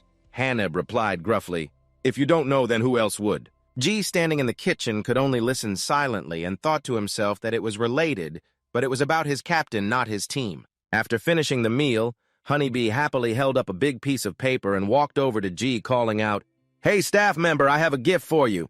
As soon as he opened the paper, he saw Honeybee's huge face along with Jay's signature, and he was stunned for 5 seconds while Honeybee just laughed, saying, "I saw that earlier." "You put everyone's signatures on the wall, right? That's my special gift to you. You can put my signature up there, too." Bayon-gu thought G was really a fan of hers and exclaimed, "Oh, so you're a big fan of Honeybee, huh? Wow, you must come here often." They say they're a fan of yours in this moment of desperation. G just wanted that guy to shut up while Honeybee confidently declared, "Well, even though I'm very busy, I can still make time to come again." G stood there wishing from the bottom of his heart that they wouldn't come back here again, but remembering his niece who was crazy about Honeybee, he reminded himself to stop cursing them. Just as they returned Bayon-gu, the vice captain swung the door open and scolded Sion, "You skipped another meal, didn't you? That's just how people are. Living means having a love for food. You've been eating properly lately, haven't you? So why suddenly not eat today? There's an official notice from the Awakening Management Bureau. They will urgently summon those on the list." "Please cooperate, Sion," moving his legs as if nodding. Bayon-gu was used to this and understood. "Okay, the dungeon at Jongro Station number 3 will be our team's responsibility. The advanced team will go first to clear it, then the research team will come in later to investigate the resources in the dungeon, and the Cell 1 team told us to choose a day for them to come meet us." Sion remained still and only replied by wiggling his leg. Bayon-gu suddenly cleared his throat. "Is that all that's urgent? Also, I think I should go shoot a commercial or something." At that moment, Sayong was a bit startled, and Bayon-gu continued. "That kid, the staff member at the liquor store, turns out to be a fan of Hanab. I thought he had no interest in hunters." Indeed, you can't underestimate people with high public recognition. This data is important enough and attractive enough for Sayong to immediately jump up saying, "What did you say?" Bayon-gu looked confused. "I said we can't underestimate public recognition. Coming from those public commercials. Not before that." Bayon-gu still didn't understand and replied, "I'm going to shoot a commercial." Sion, annoyed, shouted, "Damn it, are you really that stupid or just pretending not to understand?" After being scolded, B1-gu felt hurt and almost cried. "Hey, did anyone do anything? Did anyone touch me?" Sion patiently asked again. "You said the staff at the store did something." "Oh, the staff at the store, huh?" He's a fan of Honeybee. Honeybee personally signed a poster just for him. I guess I need to follow her example and do some fan service too. Sion no longer wanted to lie still and immediately ordered him to call the marketing team leader up here. Bayon-gu's eyes lit up at the thought of going to shoot a commercial. Sion ripped off his mask and urged Bayon-gu to hurry up. G was working when he saw a message from Sion telling him to turn on CBS. G glanced up at the TV and thought, "It's been a while since he last came here, and now he suddenly wants me to turn on CBS." As soon as it was on, he saw Honeybee's image in a commercial.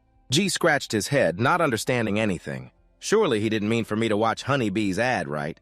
What was the next program? Right after that was another commercial. It opened with a little girl and a puppy. Sion in a mask also stepped out. G was frozen in place while the TV continued to play. "If you want to register as a hunter, please call the hotline 777. If you want to report an unregistered hunter or report a hunter's criminal behavior, please call 555. The Bureau of Awakening is always with you." The TV continuously emitted the sound of machine guns along with reminders that sounded like warnings. "After awakening your abilities, regardless of the special reason, if you do not register with the Bureau within a month, you will be fined up to 100 million. We kindly ask those who have awakened their abilities to visit the registration centers in each area to fulfill this community service registration. A small body stood in the crowded shop, gripping his hands tightly like this. Isn't that like saying, if you don't register, you might as well commit suicide? The phone rang again, another message from Sion. Hyung, have you seen it? I heard you like those who appear in commercials. Reading this, Ji was once again stunned, thinking, what the hell, this crazy person? Meanwhile, Jong-bin remained silent in the room. Hearing the clock tick away, the captain asked, do you want some snacks? You must be tired since you have to work the night shift, right? Jong-bin smiled and asked the staff, yes, please get me an energy snack. Finally, the time to announce the rankings that hunters have been eagerly waiting for is approaching. In 12 minutes, they will be able to see the new rankings. The TV is currently showing a special segment. There's only one time a year when the system compiles information about the strength and activity levels of hunters to create a new ranking order. I wonder how the system will rank them this time. I'm really curious. The male host on the TV screen seemed very excited. The method of calculating the rankings, although not fully disclosed, we all know it's not just based on rank but also on the hunter's level of activity. Because of that, a rank A hunter can have a higher ranking than a rank S hunter. Over the past year, many new hunters have shone like stars and have been very active. This ranking might see significant changes, but experts have predicted that the top hunters, specifically the top 20 positions, will likely remain unchanged. Let's take a look at the predicted rankings. The experts' predictions remain the same. The top spot is still Lisa Eon, and Jong-bin is still in third place. The host continues, oh, the predicted rankings are no different from the current rankings. Yes, that's right. It's expected that the rankings from the past 2 years will continue to be maintained. Hearing this, Zombie felt sluggish. The predicted rankings were all old names. Just then, snacks and tea were brought in. The staff beside them asked, Captain, do you think the rankings will still hold as they predicted? John Bin was peeling a snack while responding with a nonchalant attitude. But if Honeybee gets an S-level weapon, who knows what could change? For now, the rankings this year will remain as they are. The guy next to him nodded in agreement. That's true. The top hunters aren't just sitting around. Everyone is actively working. Just then, the clock struck the hour, and in front of all the hunters, a notification appeared about the ranking changes. Do you want to view and confirm it right now? The moment everything opened up, everyone froze in shock as the updated leaderboard showed Jay at the top.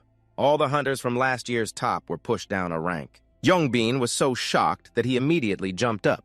Ji, who was reported to have sacrificed himself in the water crevice 8 years ago, appeared again. The staff member next to Jong-bin was sweating. Hey, Captain, what's going on? Is what I'm seeing real? Jong-bin couldn't stay calm anymore and urgently asked how many members could be mobilized immediately. The staff member stammered. Besides those present at the mission site, there are a total of 10 people, sir. Keep the minimum number of people here. Everyone else should move to Incheon. Also, all those on duty should move as well. As soon as he heard the order, the young man quickly ran off. Yes, I understand. Just then, Jong-bin's phone rang. It was a call from the director. You're working hard, calling you at this hour. Have you seen the leaderboard yet? I have, sir. We're planning to head to Incheon right now. The director suddenly lowered his voice. I believe you know what to do. The zombie replied, yes, after confirming whether the water crevice in the Western Sea had opened again. I'll find out if there are any surviving hunters and also check the surrounding area, the director instructed. You must find them, no matter what it takes. The zombie suddenly stood still, thinking that the worst-case scenario could be that the water crevice in Incheon appeared again. Jong-bin immediately moved the helicopter to Incheon. Upon arriving at the memorial site, he saw Sa-Eon standing there. Jong-bin hurriedly ran over. Captain Sa-Eon, I'm here to see if the crack has opened. Sa-Eon calmly replied, it hasn't opened. Jong-bin stood there stiff as a board, thinking to himself that he arrived right after the leaderboard was announced, and yet he got here faster than him. The crack in Incheon had disappeared after they entered it. It was managed by both the Crack Management Department and the Awakened Management Bureau, but the scale of the crack was too large to be handled solely by one team. The losses caused by the crack were also too great. No team returned after entering it. But then one day Lisa Eon suddenly appeared. Instead of announcing the research results from the Pado team, he requested the government to grant ownership of the water crevice. The government, showing no signs of worry, transferred it to the Pado team like handing over a bomb. Since that day, rumors began to circulate, and Lee Min understood why he wanted ownership of the Incheon crack and why he was here now. Could it be this time? What is Sion's mission related to owning the Canute, or is he just furious because G stole the top rank? He looks normal on the outside, but his spirit is still roaring after moments of standing still. The person Sion turned to Jongbin and said, "If everything is confirmed, then I'm heading back. Go and remember to manage the hunters well." Just as he finished speaking, another notification appeared in front of the hunters. G has appeared. Jongbin immediately called his team. All team members quickly gathered. It seems G is nearby. Before he could do anything else, Sa-Ion approached and warned Jongbin to relay the message to CEO Jong that the ownership of the Incheon waterway belongs to Team Pado. Everything that comes from that waterway is mine. In another scene, G is standing in front of some trash sorting bins looking utterly perplexed at the ranking notification that popped up in front of him. "Congratulations, G, you have become the #1 ranked player in Korea." G awkwardly muttered to himself, "What the heck is the system malfunctioning? Out of nowhere, while sorting trash, they push me to the top rank. What did I even do to deserve this?" His phone kept buzzing with notifications. Jay opened it to find all news related to himself, updating that he is now at the top of the Korean ranking. Lisa Ion, who had always been at #1, has now been pushed down by Jay. The management of Awakened Individuals stated that the nickname for hunters cannot be duplicated. It's not just about having the same name. The management of Awakened Individuals suspects a system error and is confirming it. They caught sight of a scene where a helicopter was moving towards Incheon. After reading it, G's face twisted in disbelief. "Oh my God, if you have died, how can you come back to life? But since escaping from the waterway, everything I've done includes cleaning, sorting trash, washing dishes, making soup, going to collect discount coupons, and babysitting. Donating to those affected by the Incheon waterway and occasionally dealing with monsters that appear on the road, then pretending to be a civilian to report to the management. That's all there is to it, right? If what I do is enough to make me rank #1, then even a dog or a cow could rank #1 too." While still grumbling in frustration, another notification appeared. "A special reward for the #1 rank has been sent to you. Do you accept it?" The notification only had an accept button, no decline option. He sighed, thinking, "Do you think I'm crazy? After accepting, will I just return to my previous life? I absolutely will not press it. I will continue to ignore it." This deadline hasn't passed, and now another one comes. He was stunned in front of the new notifications about the privileges that had been revoked before. They have been partially restored. The privileges have been successfully restored. Access to the #1 channel in Korea is automatically connected to the #1 channel. Hearing this, G's eyes widened in shock as he tried to tap on the screen to change it, but it was useless. What is this outrageous system doing? Right now, all the other hunters are in chaos. Some believe this is just a name duplication. Some assert that hunter nicknames cannot be duplicated. Zombie messaged all the other hunters, "I know everyone is confused right now. I'm still in the process of confirming, so please hang in there." Another message was sent posing the question to Zombie, "Is there a chance the waterway will open again?" G suddenly felt dizzy. "What the crack in Incheon is opening again? When I exited the crack, I couldn't see it anymore. If the Incheon crack opens again, I will have to return to that hell once more. I will find all those who were left behind in there. I have to pay for being the last one standing." The clattering sound behind you made you jump, but you sighed in relief when you realized it was just a bottle that the cat knocked over. Jay continued to pull out his phone, looking for a way to help me leave the hunter group chat. After searching, he found nothing and could only sit there holding his head in frustration. Damn it! The Awakening Management Bureau immediately recorded the announcement of this new ranking. "Many unexpected issues have arisen that we haven't been able to control. We held this press conference so you could be informed. The current situation of this ranking is not due to a system error, nor is it because the hunter's nickname is duplicated, and it's not because someone is using Jay's account. I know this is hard to believe, but according to our internal investigation, Jay is still alive, and all the reporters present at the press conference were very surprised." "How can you be so sure? Besides Jay, is there anyone else who survived? 8 years ago, the Awakening Management Bureau declared that all hunters who entered the waterway in the West Sea had perished. So why has the Bureau changed its statement? If Jay is alive, where is he now?" In front of hundreds of cameras, the representative woman replied that we will expand the investigation to find the most accurate answer. We hope you can wait a little longer. Thank you very much. G is currently turning on the TV to watch the head of the Awakening Management Bureau. She looks very different from how she did 8 years ago. In my memory, Ham Seok-jong was always the one to take action when it was a legitimate matter, and there was evidence that no one could refute. She is extremely cautious and as solid as Mount Tai. Why is she so confidently asserting this? Just because G logged into the #1 channel for hunters doesn't mean she could hold a press conference and speak like that. Just turned off the TV. Sa-eon suddenly appeared at the door, startling G. What are you doing? Oh, you're at the store. G anxiously asked what he was planning to do, feeling very restless. Did he know something about her? What is he going to do, Sa-eon, with a face as tense as a bowstring rushed over. You should be the one asking me. Why didn't you contact me first? Damn it, I've been waiting for 2 weeks. While Sa-eon was glaring, Jay was sweating, unsure how to respond. He hadn't contacted him, and now he was making a fuss about it. I didn't intend to ignore someone who was waiting for me to reach out first, but to be honest, it wasn't that I didn't want to contact him, I just forgot. G turned away and said, Let it go. I'm sorry I haven't been able to respond to your trade proposal, but I've been really busy. Besides, I've been thinking a lot about it. Sa-eon, upon hearing this, couldn't help but show a mocking expression. So you've been thinking about it too? Hearing this tone, G felt even more uneasy. Today, this kid was talking as if he was mocking her. Could it be because he lost the #1 spot to G? He had been in the #1 position for 6 years. Suddenly losing it must have made him even more petulant.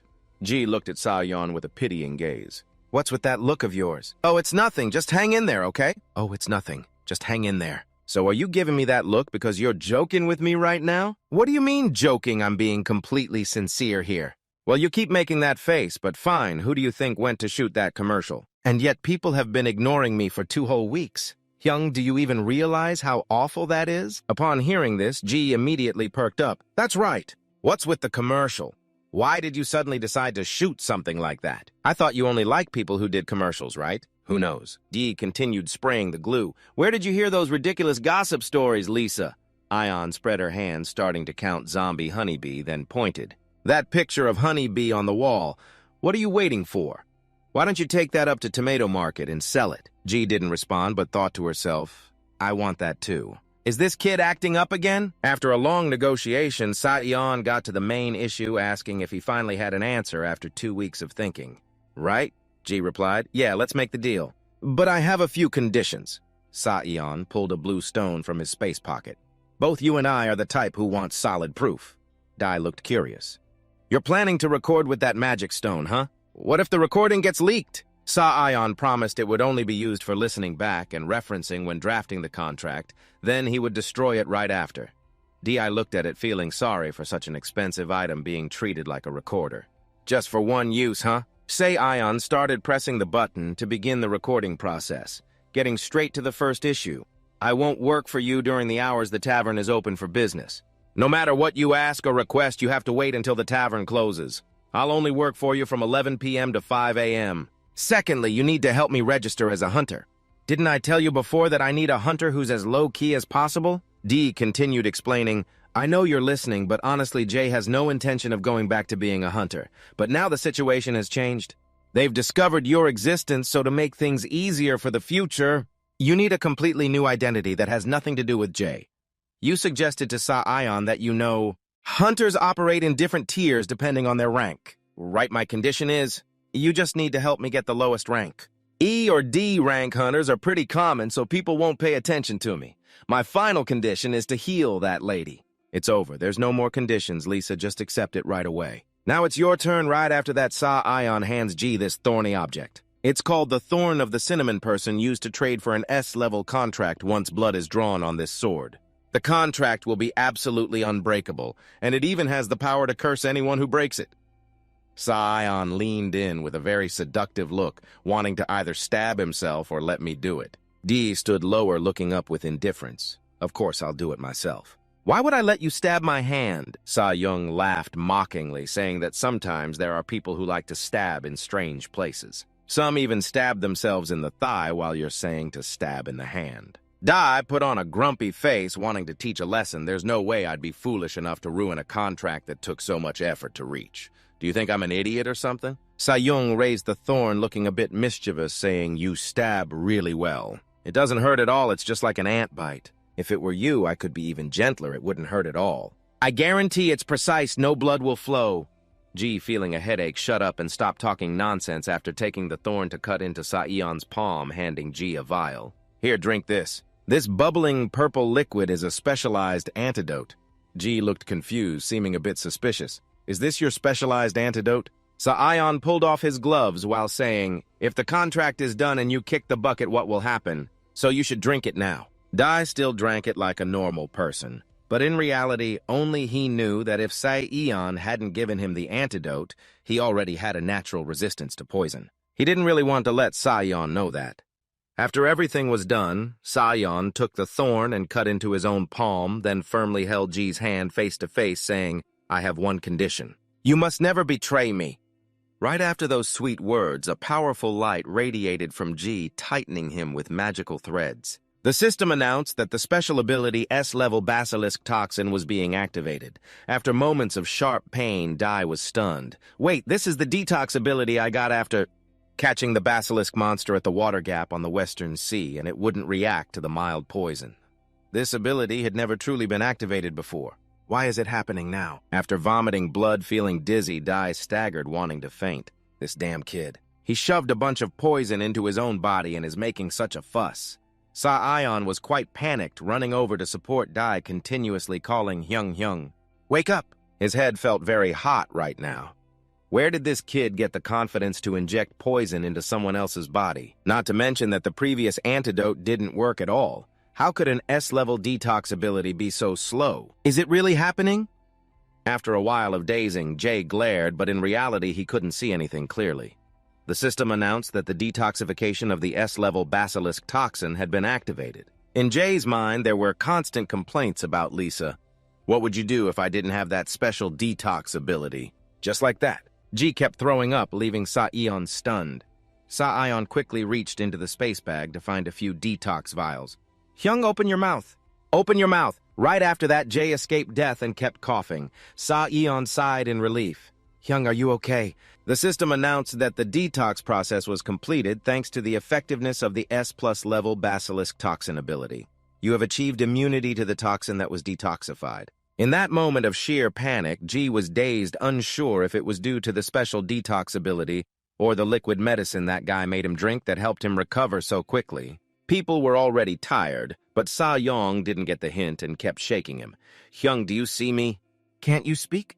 If you can't speak, just blink. His face was scrunched up not from exhaustion, but from irritation. If I could speak, I would curse. First, I would insult that brat's entire family. Sa-Yan looked around. Jay lay still, only able to endure. Seriously, I'm at a loss for words. Summarizing everything from what he said, it was clear that the toxin was a super strong poison that could damage vision, hearing, the larynx, and even internal organs. Even an S-level hunter would suffer this much pain. And he dared to give it to someone who didn't even know if they were a civilian or a hunter. At this point, Sa-Eon no longer called Ji Hyung, but used his real name, Cha-Ui-Ji, glaring as he struggled with whether to just speak up. Soon after, Jay opened his eyes fully alert, but saw that Sa-Eon looked even more surprised than he was.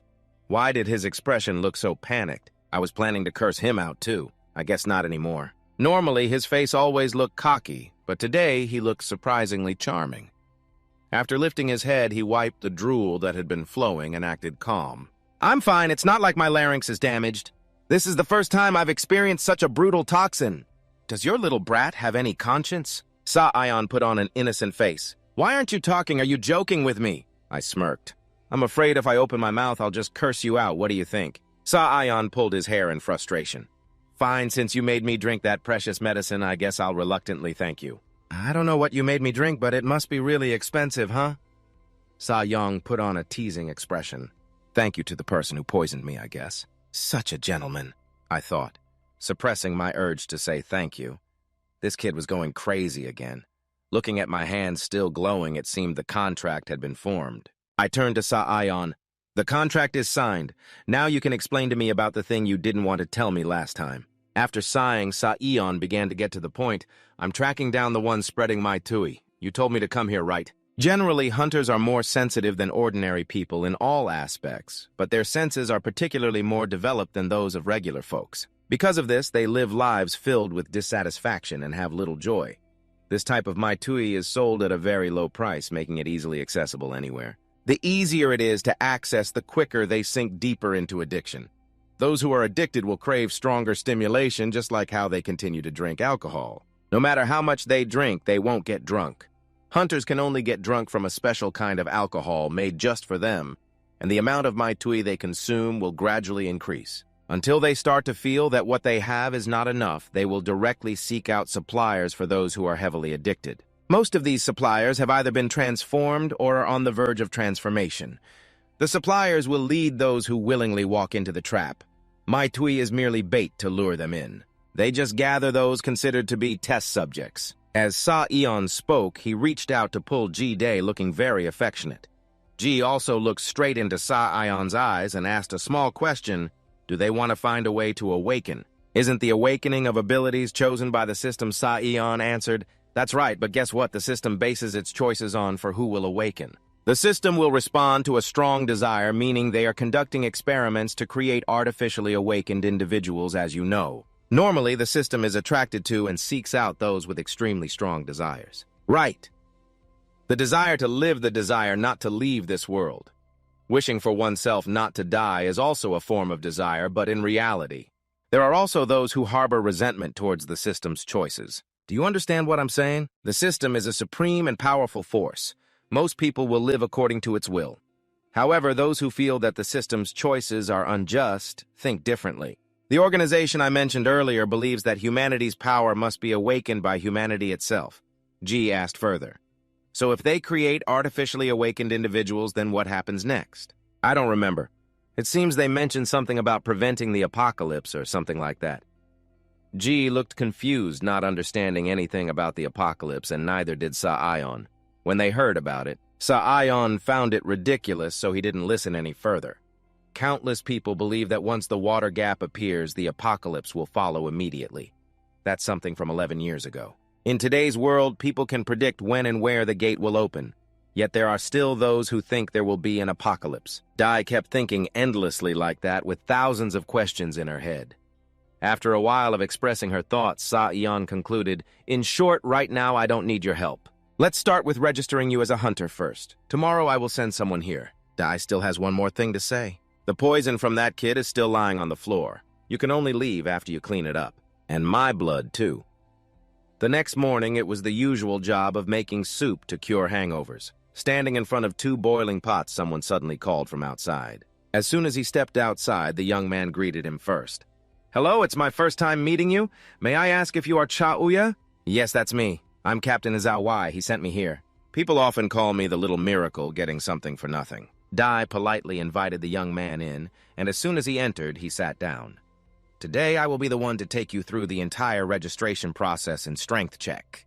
Please wait a moment. Please wait a moment. He pulled out a board and started teaching G a course titled Strategies to Achieve the Lowest Rank, while G was still confused, not understanding what the board was about. This guy continued to say that he needed to minimize attention as much as possible.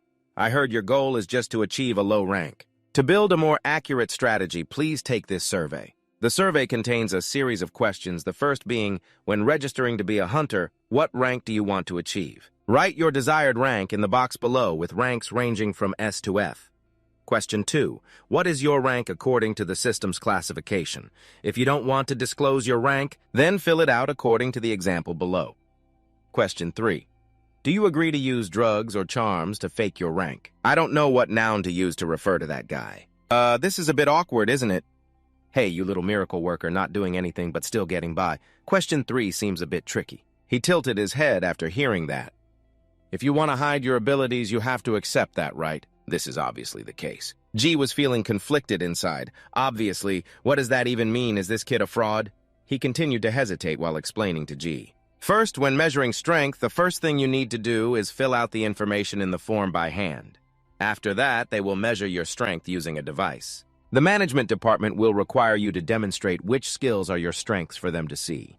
As for handwriting, just write it a bit slanted, it's fine. And for the strong skill, just pick anyone to show them. The most important issue here is the measuring device. That device gives extremely accurate results, so tricking the staff there is easy, but fooling that machine is really hard. However, the measuring device uses magical stones as its energy source, so it won't react to ordinary people, only to awakened ones. This means we will follow the system's principles, but use a bit of special scientific knowledge, and then we can use the system's principles. To deceive the measuring device, that's why you need to use drugs or charms to lower your rank.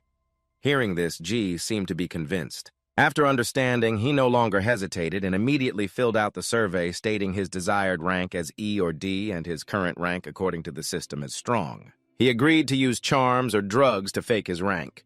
Once everything was done, the guy who doesn't do anything but still gets by shouted, "All right, let's go. My car is parked right outside." G wondered how long it would take to complete the registration. The little miracle worker, not doing anything but still getting by, hesitated to answer.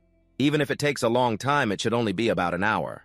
No more than that. After checking the time, G decided to keep the stove on low heat and would turn it off when he got back. After all, the bone broth needs to simmer for a long time to develop its rich flavor. If he returned on time, there would be no issues with the restaurant. The two of them got into the car, and the little miracle worker, not doing anything but still getting by, kept humming, "We won't go to the official registration center of the Awakening Management Department. We're going to the temporary registration center located in Gwangjin district over there. It works faster, plus there are fewer people paying attention, and there are also fewer strong hunters." G felt a bit conflicted. That place was just established not long ago, right? If that's the case, it would attract even more attention, wouldn't it? No, bro, that center in that district has been established for about 3 months now, so they've been pretty distracted. There are a few buildings that are just in the planning stage and haven't even been completed yet. Do you see that black box in front? Inside there's a bracelet. Why don't you try putting it on? That's actually the binding chain of the Ouroboros. Once you wear this pair of chains, you'll be cursed to have your strength diminished. If you want to lower your rank, this is the quickest and easiest way. Just use an item that's cursed to show surprise. Using this to fake your rank won't get detected. I think if they see you wearing an item, they'll catch you right away. The little miracle doesn't do anything, but still gets results. I'm quite confident. It's fine. The procedure for checking items is only for those who are already hunters coming to re-register. As for new awakeners who come to measure their strength, they don't check them. People who haven't registered as hunters don't have any items to begin with. Those who haven't registered can't even use the hunter market. Besides, who wouldn't want a higher rank? No one wants to receive a lower rank. After such reasonable explanations, there's no hesitation left but to wear it. The little miracle doesn't do anything but still gets results. Of course, I'm not talking about your case. So that's how it is. That should be enough to lower your rank, right? If it's still not enough, you'll have to take more of the antidote to reduce your strength. After trying to force it, I felt my body getting heavier, but it still wasn't enough. The little miracle doesn't do anything, but still gets results, had already anticipated this situation, so I had prepared a drink. Ta-da! This is the A-level poison that reduces strength. This is a masterpiece that Team 5 invented. It took them a whole day and night to create it. The team leader promised a 300% bonus. So everyone is fired up to work overtime. Hearing this, I can't help but feel a bit sorry thinking about how wasteful it is, but since it's not your money, I'll try not to think about it too much. After finishing the drink, the little miracle doesn't do anything, but still gets results, turned to me with an excited smile. So what do you think? It's definitely effective, right? But if you feel anything off with your body, you need to tell me right away, okay? I'll give you the antidote immediately, but after drinking several bottles, G still doesn't seem to notice anything unusual. Is this supposed to take a while to kick in or something? The little miracle doesn't do anything but still gets results was shocked to see G completely unfazed. What on earth is happening? According to the research results, as soon as you take the medicine, its effects should appear immediately. During the experiments, the research staff who drank just one bottle ended up collapsing and losing all their ranks to the point where the system had to issue a warning. They were scared of the strength loss. Once it's reduced, it can't be regained. So the young man was shaking in fear, mumbling continuously while G kept hearing more and more strange things. Could this really just be a test version? G drank the third bottle and there wasn't a single drop left. Feeling a bit anxious, he said, "Hey, little miracle. Has this type of poison that reduces strength been approved for trading in the system yet?" What are you asking? Our team leader drank it too. No matter what poison he takes, it doesn't have any effect. Could it be that you already have toxins in you? I haven't heard about that. The team leader just kept reminding me that you're very susceptible to poison, so you need to pay close attention to your condition. Hearing this, I knew it was ineffective. Well then, is there any other way to lower your rank? A little miracle that doesn't require effort but still brings rewards. Now I'll head to Hangar Market to buy some charms that reduce life force. I should get to spend money freely at least once in my life, right? And to make matters worse, it's someone else's card. G immediately objected, firmly showing his frustration. Of course he would oppose this, because that would spread rumors instantly, right? Or should we just go back and come up with another strategy to implement later? I have a business trip abroad, so it'll be about 3 weeks. G's face immediately showed his displeasure. Can this kid really say that? Seeing G complain, he said, I'm sorry, but the methods I found today were really from my brainstorming. This center will officially operate when those buildings you see still using containers are completed. Maybe by the time I return from my business trip, it'll be done. Asterisk size, asterisk. To sum it up, if we want to seize the opportunity while they're not paying attention to this place, we have to register today. Just arriving with a not-so-happy face, G hesitantly walked in. As soon as he opened the door, someone greeted him. Hello, what brings you here? I'm here to register as a hunter.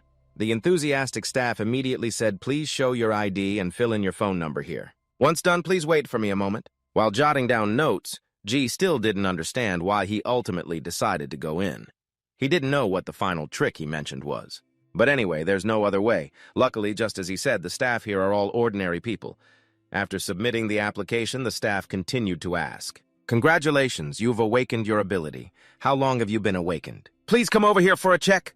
G cooperated enthusiastically. I've been awakened for 3 days now. Who would know that he actually awakened 11 years ago? Please fill in more information here and clearly state the skills you will perform so the machine can measure your strength. You don't need to list all your skills. Just write one skill, the one that can be easily assessed visually. G opened the status bar to check reviewing information about Cha Yu-Ji. There was a lot of information, so he switched to summary mode. Hunter name G, gender male. Current rank A, currently reduced due to using a charm. Abilities poison attribute basilisk S plus physical enhancement S plus poker face B. Special attribute skilled craftsman's hand S. All things observation S plus skill. Eyes of the seeker S plus heart penetration. S silent footsteps. SG began to think about which skill would be reasonable to use. He had to choose. A skill that isn't too attention-grabbing and can be easily concealed. Most of them were skills G had used before, so he didn't want them to see. If it got out that he had these skills, he would be caught red-handed immediately. After a moment of hesitation, he decided to take a gamble. First, just take the hit, then I'll write it down here. My skill is a solid body. The words G wrote in the report were as follows. My body is very tough, probably at level D, capable of enhancing the body to a solid level. When the female staff read it, she felt a bit uneasy. That ability is basically to enhance defensive power. It's a defensive skill. G activated his clueless mode.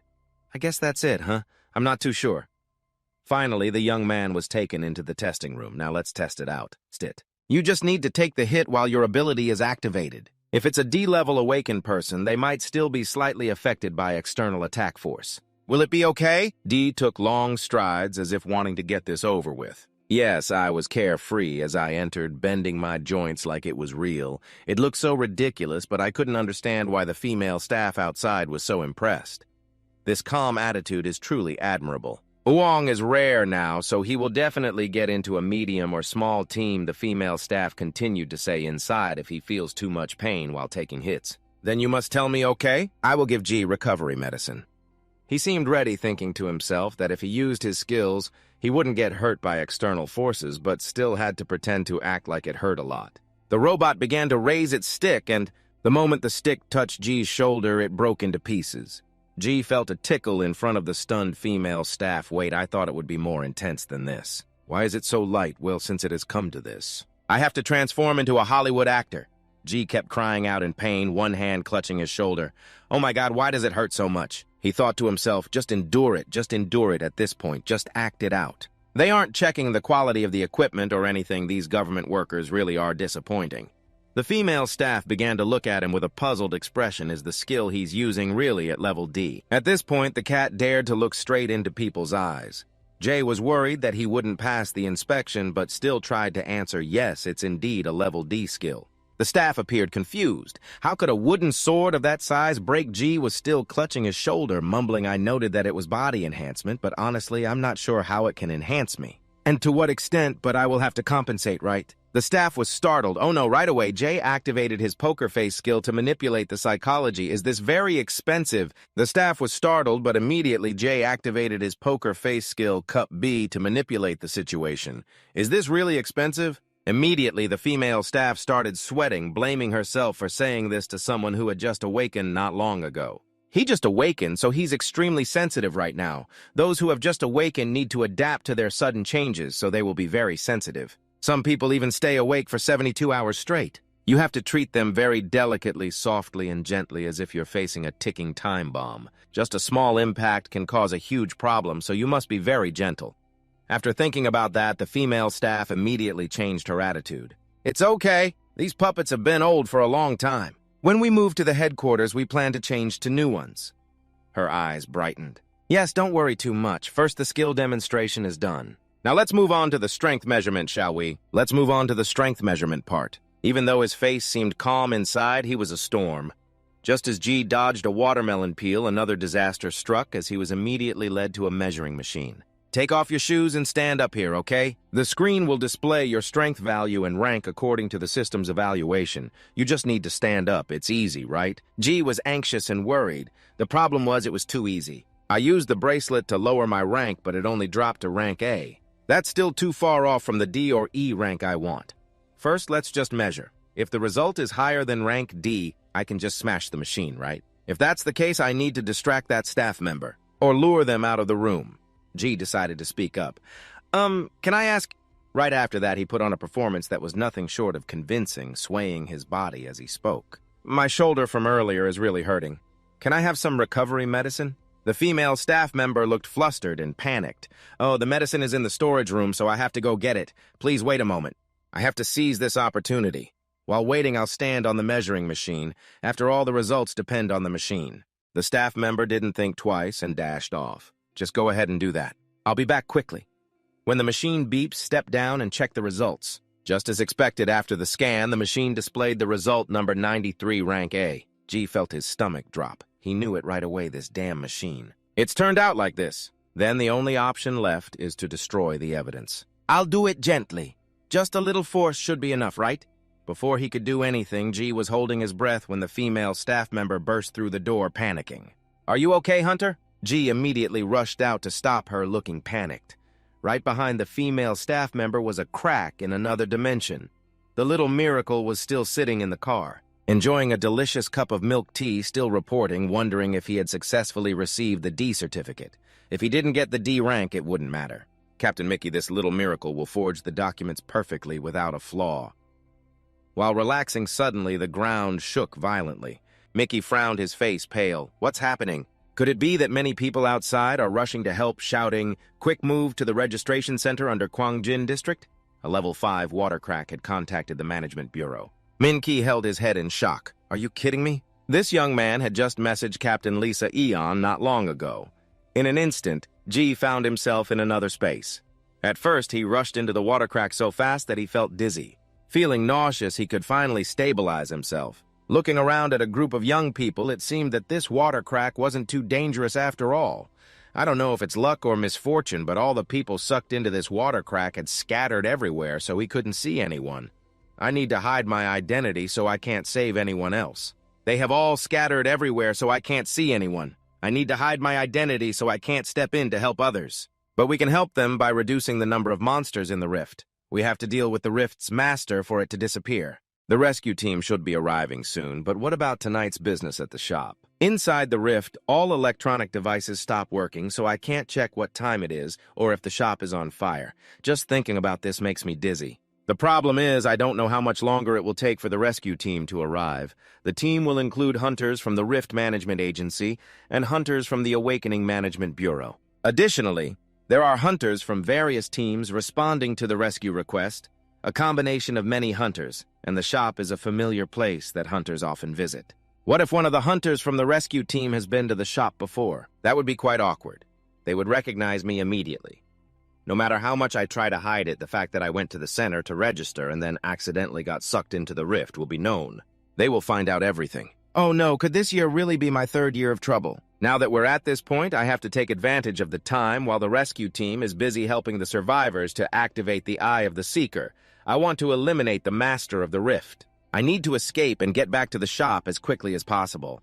Just then, a male awakener rushed in to announce, Senior, the Captain Scion from the Pado team has arrived to handle the rift. This woman looked very shocked. What do you mean by that? At that moment, Scion also walked in with a radiant demeanor.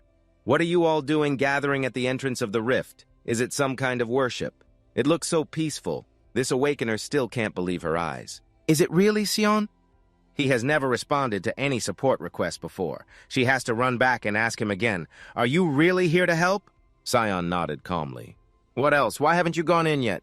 "The support team from the Awakening Management Bureau is already on their way here. I was planning to wait for them and go in together, but Sion seemed uninterested and just walked in without worrying about finding the survivors." The young man beside the Awakener jumped around. "What should we do, Senior?" "What do you mean, what should we do?" "Sion will handle the Master of the Rift himself. We don't need to worry about that anymore. Just focus on finding and rescuing the survivors. Prepare more gas masks than the number of people on the team. Bring all the antidotes and items that can detoxify. If you don't want to get taken out by Sion's poison, then hurry up." In another development, G is still leisurely walking under a sky full of flowers. The Master of the Rift is inside here. "It would be great if I could use fire, but right now I don't have a lighter, so I guess I'll just punch it until it breaks." With that, G gathered strength and punched, creating a hole in the tree trunk. System notification. You have entered the Garden of Life, the home of the Master of the Rift. As soon as G stepped in, a deer curled up immediately opened its eyes and the surrounding leaves rustled. The purple flowers transformed into monsters crawling towards G as he activated his power. G was startled. Why is my power reduced? Am I being suppressed? Oh, right, I'm in a weaker state now. I can't just take off this bracelet. What should I do? If I can't use my powers, then I guess I'll have to use items instead. You pulled out the S-Class Basilisk Fang from your personal stash, which is a sword forged by a skilled blacksmith from the Basilisk's Fang. Just a single cut from this sword will start spreading poison. The user's body was calm, but the pitch-black sword made Jay feel uneasy just as the monster charged at him like a madman. He had no choice but to weave and dodge its attacks. He kept cursing this sword. "Are you crazy? Don't you remember me?" At this moment, the Basilisk Fang began to think and finally declared that those unworthy would not be allowed to wield it, not even to swing the sword. After checking the compatibility, the system warned Jay that it would not obey the commands of anyone weaker than it.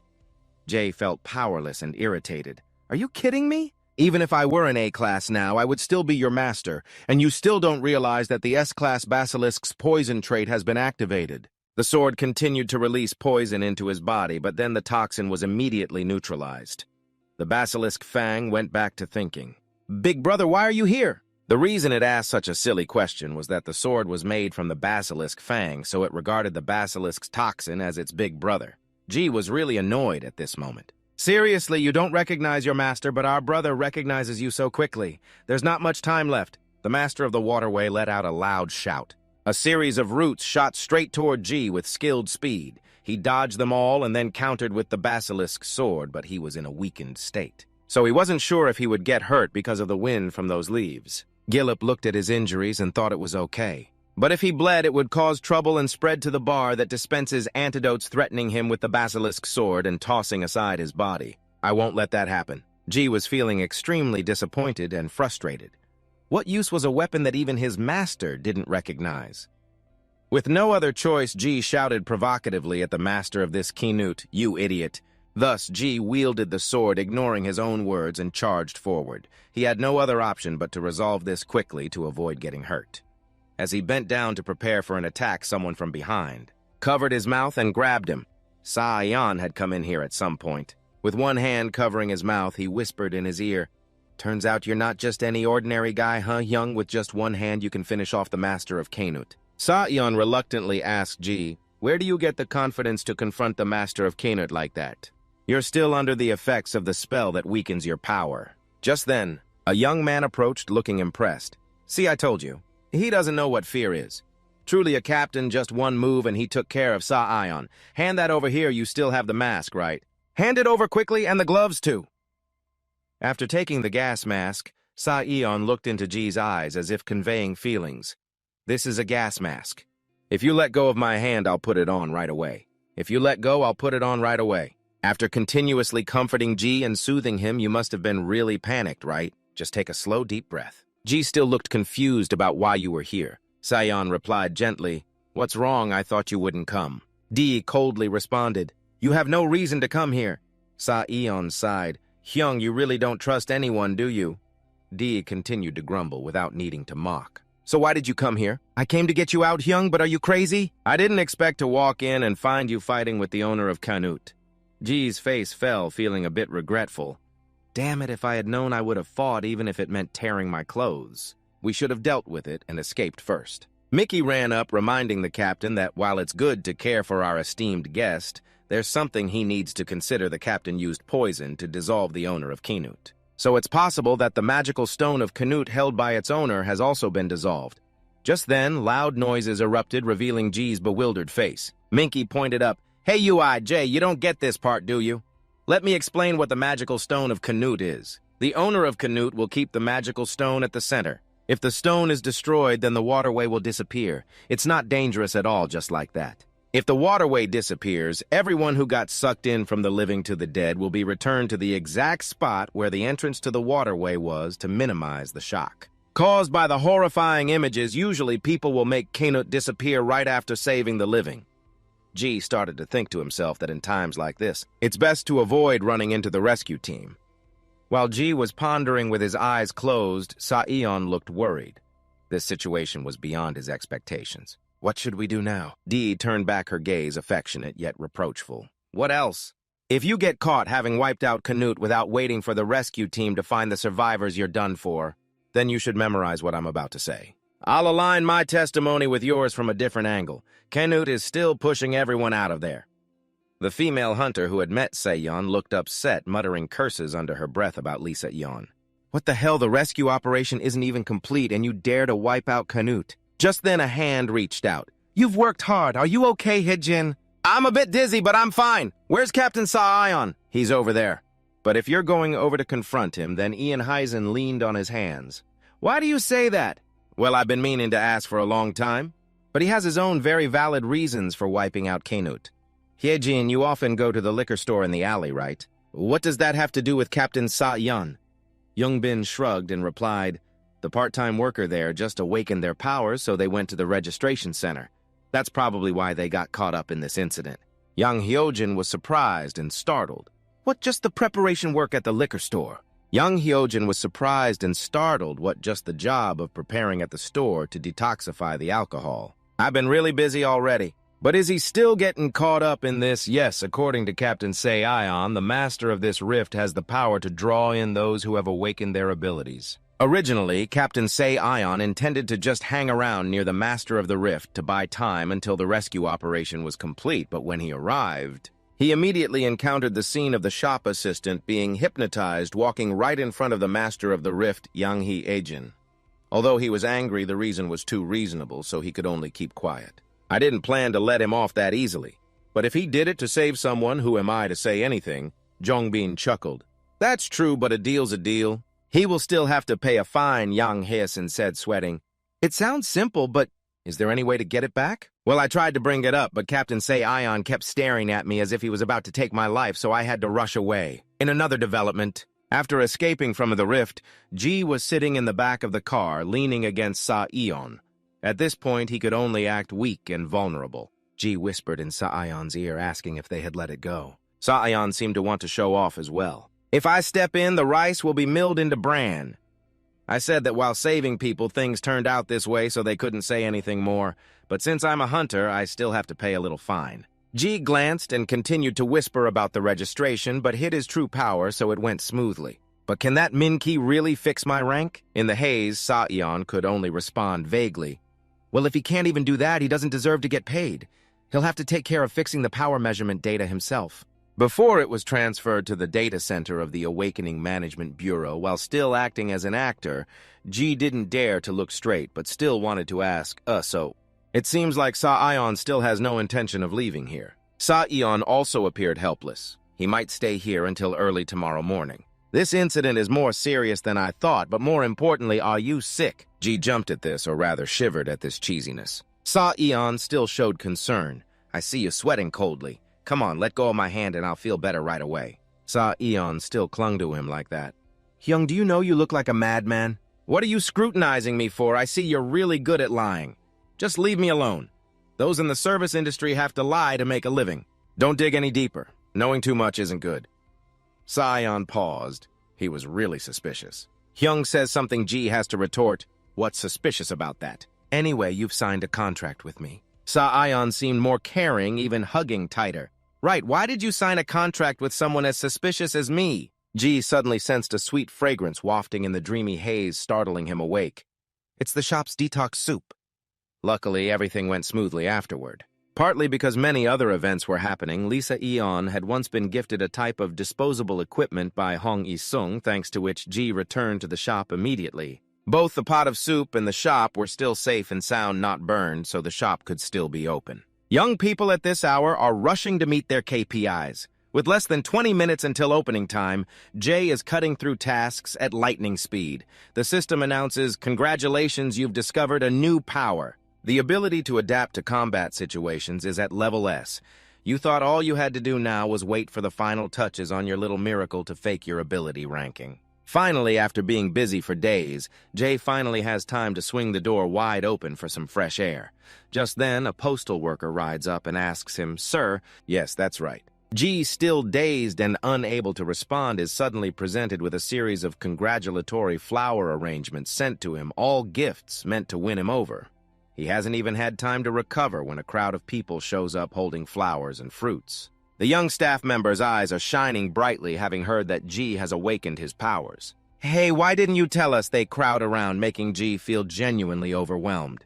"Is that a bouquet sent by Honey Bee?" Captain Han has had his eye on him for a long time. "Wow, they sent flowers right away. Quick on the draw. Congratulations, what rank did you get?" This young staff member was already quite talented even before awakening. He must have reached at least level B, right?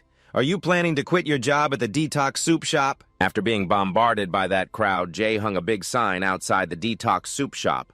"Closed. No flowers, gifts, or banners allowed." No asking the boss about the ranks of part-time employees. No tempting part-timers to join your team. No HR recruitment. Violate any of these rules and you will be banned from the Detox Soup Shop. G was completely exhausted, feeling aches all over. He thought that after the explosive praise incident at the registration center, the information about awakened individuals would be completely exposed. Luckily, they didn't find out his rank. There was Han Byung-gu and even Zombie. They were clinging on like leeches, making it hard for him to react. He had told them not to send gifts, yet they still secretly left them anyway. These people are so annoying. Just stepping out, G saw a slow-moving figure seemingly in conversation with someone. G peeked around, curious. A reporter or maybe a hunter, planning to sneak in and deliver gifts again, perhaps? It didn't seem like anyone he recognized. Just then, the girl turned around and startled him. He held his head, still confused about what was happening. She looked like a student. Why was she here? He approached her kindly and asked, "Are you okay? You're a student and you're here at the Detox Soup Shop at this hour." The girl was sweating, crawling on the ground, stammering. Eventually, G invited her to sit inside the shop and offered her tea properly. "Thank you, sir. I'm sorry for coming here so suddenly." "It's no problem, but why did you come to the Detox Soup Shop? You should be at home at this hour. Do you need help with something?" The girl appeared frightened, tightly closing her eyes. "I know that your brother Uide is G."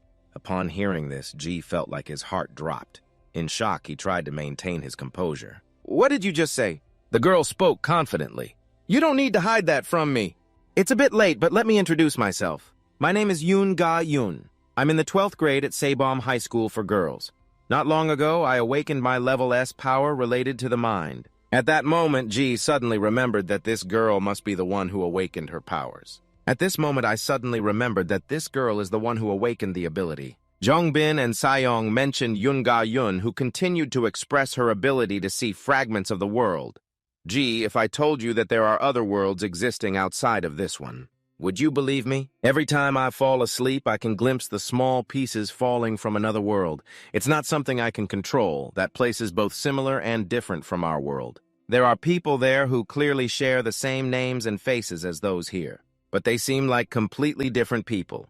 If you look closely, you'll see that world is chaotic and disordered, just like in this tiny fragment. I'm truly scared. When I have to say that this world will eventually perish, I sigh, trying to reassure myself. It's hard for you to believe what I'm saying, right?" Yoon Ga-yoon lowers her head. "Yes, I know you won't believe it. You might think I'm crazy. The small pieces I see in my dreams are fragments that fell from worlds that have perished before. And when the apocalypse comes no longer restrained, that world shatters and the fragments come flying here. I know hiding my true identity is difficult because you have your own reasons. I had planned not to come looking for you, but I want to get straight to the point. I want you to help me prevent the apocalypse. I don't want to be someone who knows the end is coming and remains indifferent. If I don't do anything, I'll lose everything I cherish. Please, let's look at the fragments I've seen together. I'm begging you. After hearing these heartfelt words, G decided to close his eyes tightly and began to truly feel what he saw: a scene of chaos, desolation, darkness, and coldness. He looked up at the sky and froze. This place looks like the waterway on the Western Sea where I had searched every nook and cranny for 8 years. His body began to feel nauseous and dizzy. Is this the appearance of a world that has perished, drawn into the waterway on the Western Sea? Suddenly, G heard rustling sounds from afar. The girl holding a book in her hands, her face smeared, is indeed Yoon Ga-yoon, who seems to have grown to about 20 years old. Yoon Ga-yoon suddenly jumped up when she saw the person standing in front of her holding a monster-slaying sword.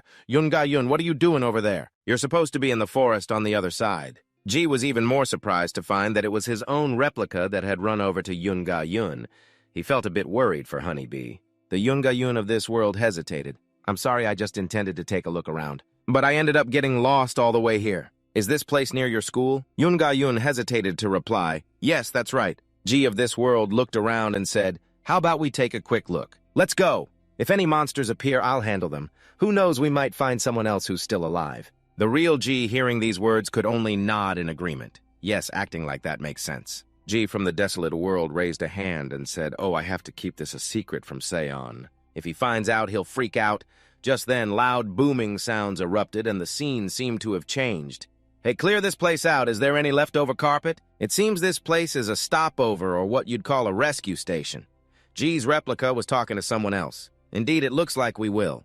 Have to make a trip to the hospital in Keon Province. G, do you think it's okay? We have to go. What else can we do? Just then, Seon appeared out of nowhere, wrapping his arms tightly around G in that other world, making the doctor break into a sweat. G even glanced back at him flirtatiously. Seon, you came early. How's the gate in the demon realm? G looked straight at that doctor. The warning look made the doctor quickly sneak away, giving these two some private time. Seon insisted on sending someone else. But G firmly said, don't be like that. For effectiveness, it's best to let me go. Seon kept nuzzling against G's cheek as if being very clingy. Hyung, don't say silly things like them. G gently patted his head to comfort him. Witnessing this scene made G feel so mushy that he almost wanted to throw up. This was such a ridiculous dream. Fragments of the world, what the hell?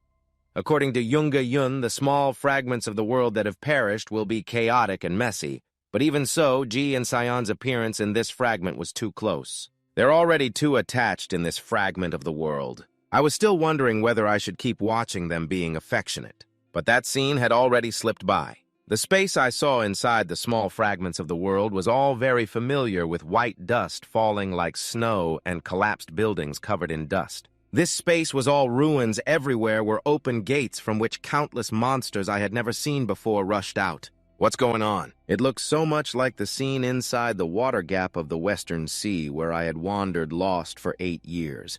Suddenly, crackling sounds made G's head hurt, forcing him to cover his ears. Another scene appeared before him. I will stop them here. Everyone run! Yoon Ga-yoon was falling over, looking very worried. Wait, how can G stop so many monsters alone? G of this world patted Yoon Ga-yoon's head to reassure him. If you run away, those monsters will rush to the forest. How can everyone withstand that? Don't worry, I'll be fine. I'll handle this quickly and come back. Trust me when I signal you, run fast and don't look back. Oh, and one more thing, you have to keep it a secret from Seon. The fragment G saw ended here. He stood frozen, assessing the situation, realizing G couldn't go back to the base now. Behind him, other noises continued, the sound of fragments falling. G opened his hand, looking into the fragments. There were sounds like this. Do you think you're the only one who feels sad? Don't act like you're the only one who lost a world. Hanabi, calm down. I'm not quiet, I just need you to be here. Hanabi, calm down. I'm not quiet, I just need you to be gone. Do you even know how much the fighting force has suffered? Are those who have risked their lives just fools while the ones still alive have to keep living? Do you know that Bin has already lost his life? Today Morteo has also passed away. That foolish Morteo is no longer here, do you know that? Just like that. The image of G leaving Sejong behind and departing with the honeybee. Plus, the desperate look in Sejong's eyes made Ji in the real world feel terrified, his heart racing until he finally regained his composure and escaped. Yoon Ga-yoon rushed over to support him, relieved that he was okay. You glanced over and asked what just happened. I'm not sure either. I've never seen that piece at the end before. What could it be? I think this world might be a continuation of that one. Ji suddenly shouted, startling the girl. Wait, calm down first. Yoon Ga-yoon jumped a bit. I'm sorry, this is the first time I've shown someone this fragment, so I didn't know how it would turn out. I truly apologize. I thought you had been pulled to another place already. Ji looked confused and asked, pulled to another place? What do you mean? Yoon Ga-yoon explained that. The fragments you saw earlier were all connected by me. I arranged it so that when we watched all the memories, we would return to this exact place. But suddenly the connection broke and you were taken to a place I completely don't know about. I wonder if someone else intervened. Yoon Ga-yoon lowered her head. Her right hand held her left hand, which was blackened. I don't know about that. This is the first time I've encountered this. Ji looked at his injured hand, showing concern, but Yoon Ga-yoon reassured him, It's okay, don't worry. The management will treat you. It must be because of the last fragment that this happened. I won't tell anyone else that you are Ji, okay? I'll keep that secret. But I accidentally let slip about the person who praised the water in Incheon. This time Ji is really gone. Talking privately with the director is really scary. Well, since it has come to this, Ji doesn't want to make it difficult anymore. It's okay. Don't tell anyone else that I've thanked you enough. Yoon Ga-yoon hesitated and said, I think I need to tell you that this world will eventually face destruction, and the management will seek Ji. To prevent the apocalypse, Ji was quite surprised. They're looking for Ji. Yes, the management is still considering many options to prevent the apocalypse, but just then, Jae appeared on the leaderboard. To confront the apocalypse, they must be sending a search team to hunt down Jae right now. Your decision to register as a hunter once again is indeed a wise choice. The search team is considering the case that Jae may have lost his memory due to the shock from Kinut, so they are conducting a hunt for those who haven't registered as hunters, or just an ordinary person at this moment. I just wishes that if only she could really lose her memory, that would be good, but it's true. If you had been a moment slower, who knows, you might have ended up on their wanted list. The contract you signed with Sion is now useful. After saying that Ga-yoon suggested going home since it was late, Ji stood up and said, Why don't you go to the emergency room to check on your injury first? I see your hand doesn't look good. Ga-yoon forced a smile. No, it's fine. The management will handle it. Don't worry about me, and besides, in the future, if there's no information I need to pass on to you, I won't come here anymore. It just makes you feel uneasy. Ji flinched and replied, It's not that serious. Ga-eun shook her head and smiled brightly. It's fine. Sometimes there are hunters from the management who follow me, so it's best if I don't come here. Ji was a bit curious and wanted to ask more. Can I ask you one more thing? Do you know any information about those who created artificial awakened beings? After thinking for a while, the girl replied, Oh yes, I do. I heard my uncle in being mention it. It seems he said those people acted with the intention of preventing the apocalypse, but they kidnap others for experiments even if their goals are similar to ours. So I don't want to get involved.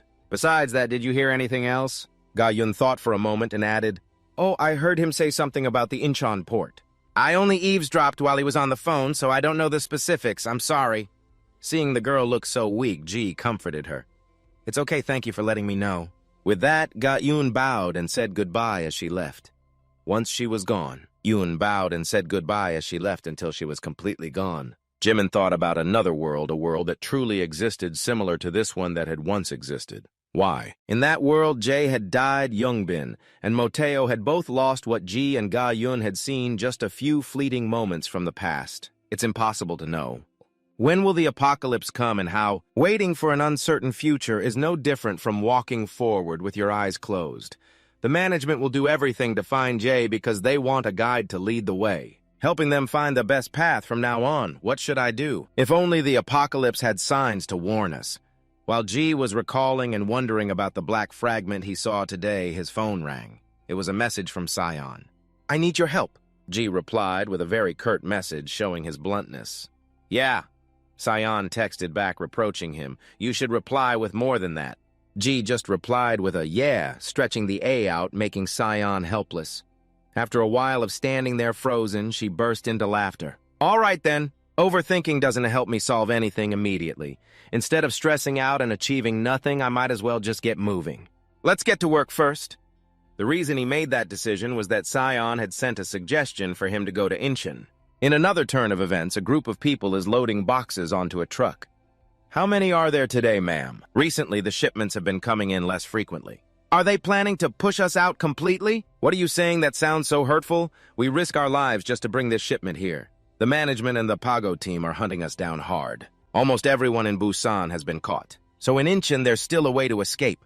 But those who got caught must have slipped up somewhere, and the higher-ups have already issued a directive. This place probably won't hold out much longer, so everyone needs to move out tomorrow." Right before we all get caught, this group is just grumbling amongst themselves. "We have to move a bunch of packaged goods from the larger items first. We need to get out quickly before the management shows up.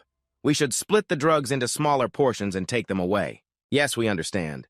The district Songba reports that someone is about to enter the transformation phase. Over there, they're adding a bit more drugs.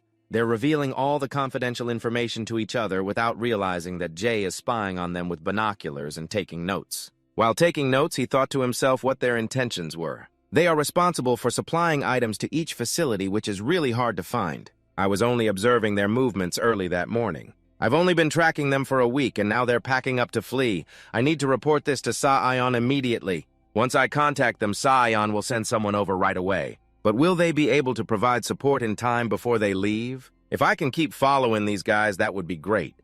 If they take a car or a boat to escape, it'll be hard for me to chase them since I'm alone, and I can't fly. If that's the case, I have no choice but to rush into the central area to hold them back.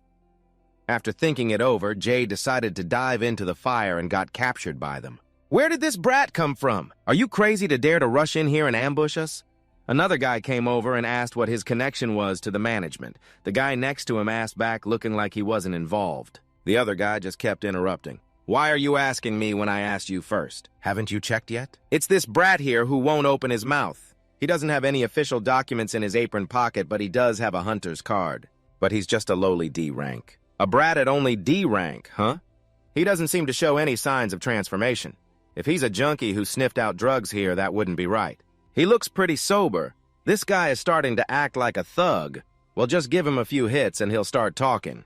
The moment I touched that guy, it felt like I was hit in the gut with a pain that shot through me as if I had been punched in the stomach, and I jumped up clutching my arm and crying out in pain. The blonde guy behind me grumbled, "That guy is just pretending. He needs to chill. What's with the loud screaming over just one hit to the head?" The other guy explained, "I'm not pretending. My jaw is broken." Then he handed the blonde guy a stick, and the blonde marched straight towards Jay, thinking he had some kind of skill. "If you're bold enough to look at me like that, you must have some confidence, huh? Even if you stare at me like that, I won't go easy on your pretty face, you know?" The blonde guy was really full of himself. He swung the stick straight at Jay's head, all excited, saying, "Let me show you what pain feels like." Jay's head remained intact while the stick shattered into pieces. How did it get bent after just one hit? Is this guy's head made of stone or something? "Where are you all? Hit him for me." G was still sitting quietly, letting them rush in like crazy. The blonde guy, laughing confidently, said, "Now you know fear, right?" But when he turned around, G was still there, but both he and the chair were knocked over while the others were screaming in pain, their bones feeling like jelly trembling all over. The blonde guy started to panic. "What's going on here?" At that moment, G finally spoke up, pushing himself up and quickly tearing off the ropes. "Oh no, this isn't good!" "I wanted to cooperate with you guys nicely, but your skills are just too pathetic. Come on, all of you useless guys charge in at once so we can finish this quickly." The young man running in was Choi Go-jo, a hunter from the #1 support team nicknamed Romantic Opener, ranked 50th. Choi Go-jo had come to take over the mission while the little miracle Minky was on a business trip abroad. His task was to supervise the part-time staff at the detox shop and report everything big and small to the team leader. But while Choi Go-jo was diligently carrying out his mission, he couldn't see the opponent anywhere. Choi Go-jo was stunned, thinking, "Wait, I just glanced away for a second and he disappeared." Immediately, he ran to find G and stopped at a place where strange sounds were coming from. Could it be that the target got caught while wandering off and is being dragged away? I imagine G being tied up in a pitiful state, making Choi Go-jo go crazy. "Damn those bastards, you can't hit someone weak!" Choi Go-jo appeared, fists clenched tightly. He thought to himself, "This is definitely not because I'm scared of losing the target and getting killed by the team leader." He thought he would become the hero who saves the beauty. But who would have thought that when he arrived, he would see Jay beating up those guys? Choi Go-jo was stunned, remembering that Minky had instructed him to prioritize staying close to G. He was a D-rank hunter, so if anything happened, he had to protect him. But now he couldn't believe his eyes. Is that a D-rank hunter, almost like a normal person? G saw Choi Go-jo and called out clearly, making Choi Go-jo freeze, only able to respond with a yes, sir. G straightforwardly asked, "Are you one of them?" That's a D-rank hunter, almost just a regular person, right? G clearly called out Choi Goro as soon as he saw him, causing Choi Goro to freeze and just respond, "Yes, sir." G bluntly asked, "Are you one of them?" Choi Go-jo was panicking, shaking his head frantically. No, that's absolutely not it." However, G still didn't believe it and looked at him with a fierce glare. In this situation, of course, if I were to ask, everyone would answer that it's not true. Choi Go-jo, who was actually stepping back in fear, was just a regular part-time worker at that liquor store. At this point, I could only explain that it wasn't me. I really didn't do anything. G clenched his fists tightly, warning him not to think about running away. "Don't waste your energy, I'll catch you in no time." Choi Go-jo obediently knelt down, leaning forward, looking straight into G's eyes and said, "So what were you going to say earlier? Go on, tell me. If you don't speak up quickly, just look behind you to see the consequences." Choi Go-jo had no choice but to pull out his business card. "I'm Choi Go-jo, part of Team Pato. The captain sent me here. He told me to protect you." After confirming, G laughed mindlessly. "You're quite quick, huh? You didn't need to be this fast." "Well, looking at you, I can see you understand. But I want to emphasize that I'm not in a good mood right now. I just closed the store to take a little break when these guys kidnapped me. It wasn't enough that they kidnapped me. They even beat me up because I was slow to respond.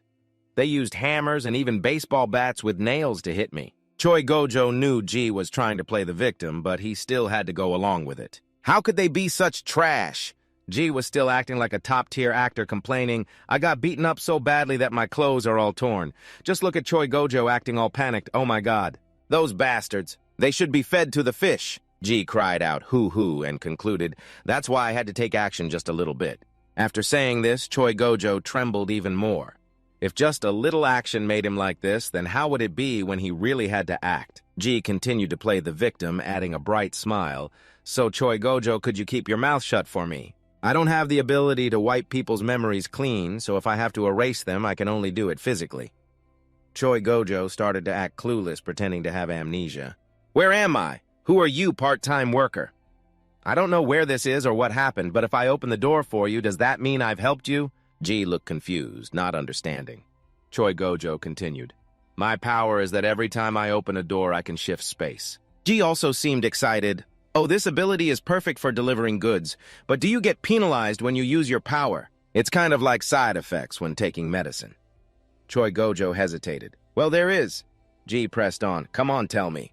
I need to know what your penalty is before I decide whether to ask you to open the door. Once I know the street name or the location on the map, I can open the door to go anywhere. This power can help many people move to their desired locations. However, this ability takes the place where I'm standing as the center point. While the door is continuously connected, many people can pass through. But the farther away you move from the center point, the longer I will faint, and once I faint, the door will close immediately," G analyzed and questioned. "The desired location, however, this ability will use where I'm standing as the center point. While the door is continuously connected, many people can pass through. But the further you move from the center point, the longer I will faint, and once I faint, the door will immediately close." G analyzed and questioned. "So now, if we take this place as the starting point for calculations, if you open the door from Incheon to Seoul, how many days do you think you'll faint?" Choi Go-jo hesitated, trying to estimate maybe a day and a half. "If it's longer, then I'd probably faint for about 2 days." G continued to probe, "What if you opened the door to Washington, D.C.? I've never opened a door to Washington before, but I have opened one to Toronto, Canada. At that time, the captain had an urgent business trip, and I ended up lying down from one season to the next." G felt a bit helpless after hearing this. Wow, this ability is really impressive. But the punishment is also too severe. "Then I sincerely apologize, but could you help me open the door? If you faint, I'll take you to the hospital, so don't worry." Choi Go-jo clapped his hands together excitedly. "You don't need to worry about that. Open up, oh door of magic leading anywhere. I don't know what kind of power this is, but just saying the name feels like a copyright violation twice over the moment the door appeared." Choi Go-jo's whole body started shaking, leaving Jay confused. "What's going on? Why is he suddenly trembling like that? Wait, I haven't even said where I want to go yet." At that moment, the door opened, revealing the office of Sion. G gritted his teeth in frustration, realizing he had been tricked. He asked him to open the door, and he opened it to the captain's place. What the heck, Gozo felt that the captain was still more intimidating. Doing this seemed like the right thing to do. Sion, upon seeing G, took off his glasses and sighed. But how did he open the door to the captain's place? It made Gozo feel like the captain was still scarier. Doing this seemed like the right thing. Sion just saw G take off his glasses and let out a sigh. I heard you say you were holding them back, but I'm curious about what you were planning to do. So what exactly did you do that was so crazy? Sion looked annoyed, slamming his hand on the table and leaning closer to G. What did you do to look so worn out?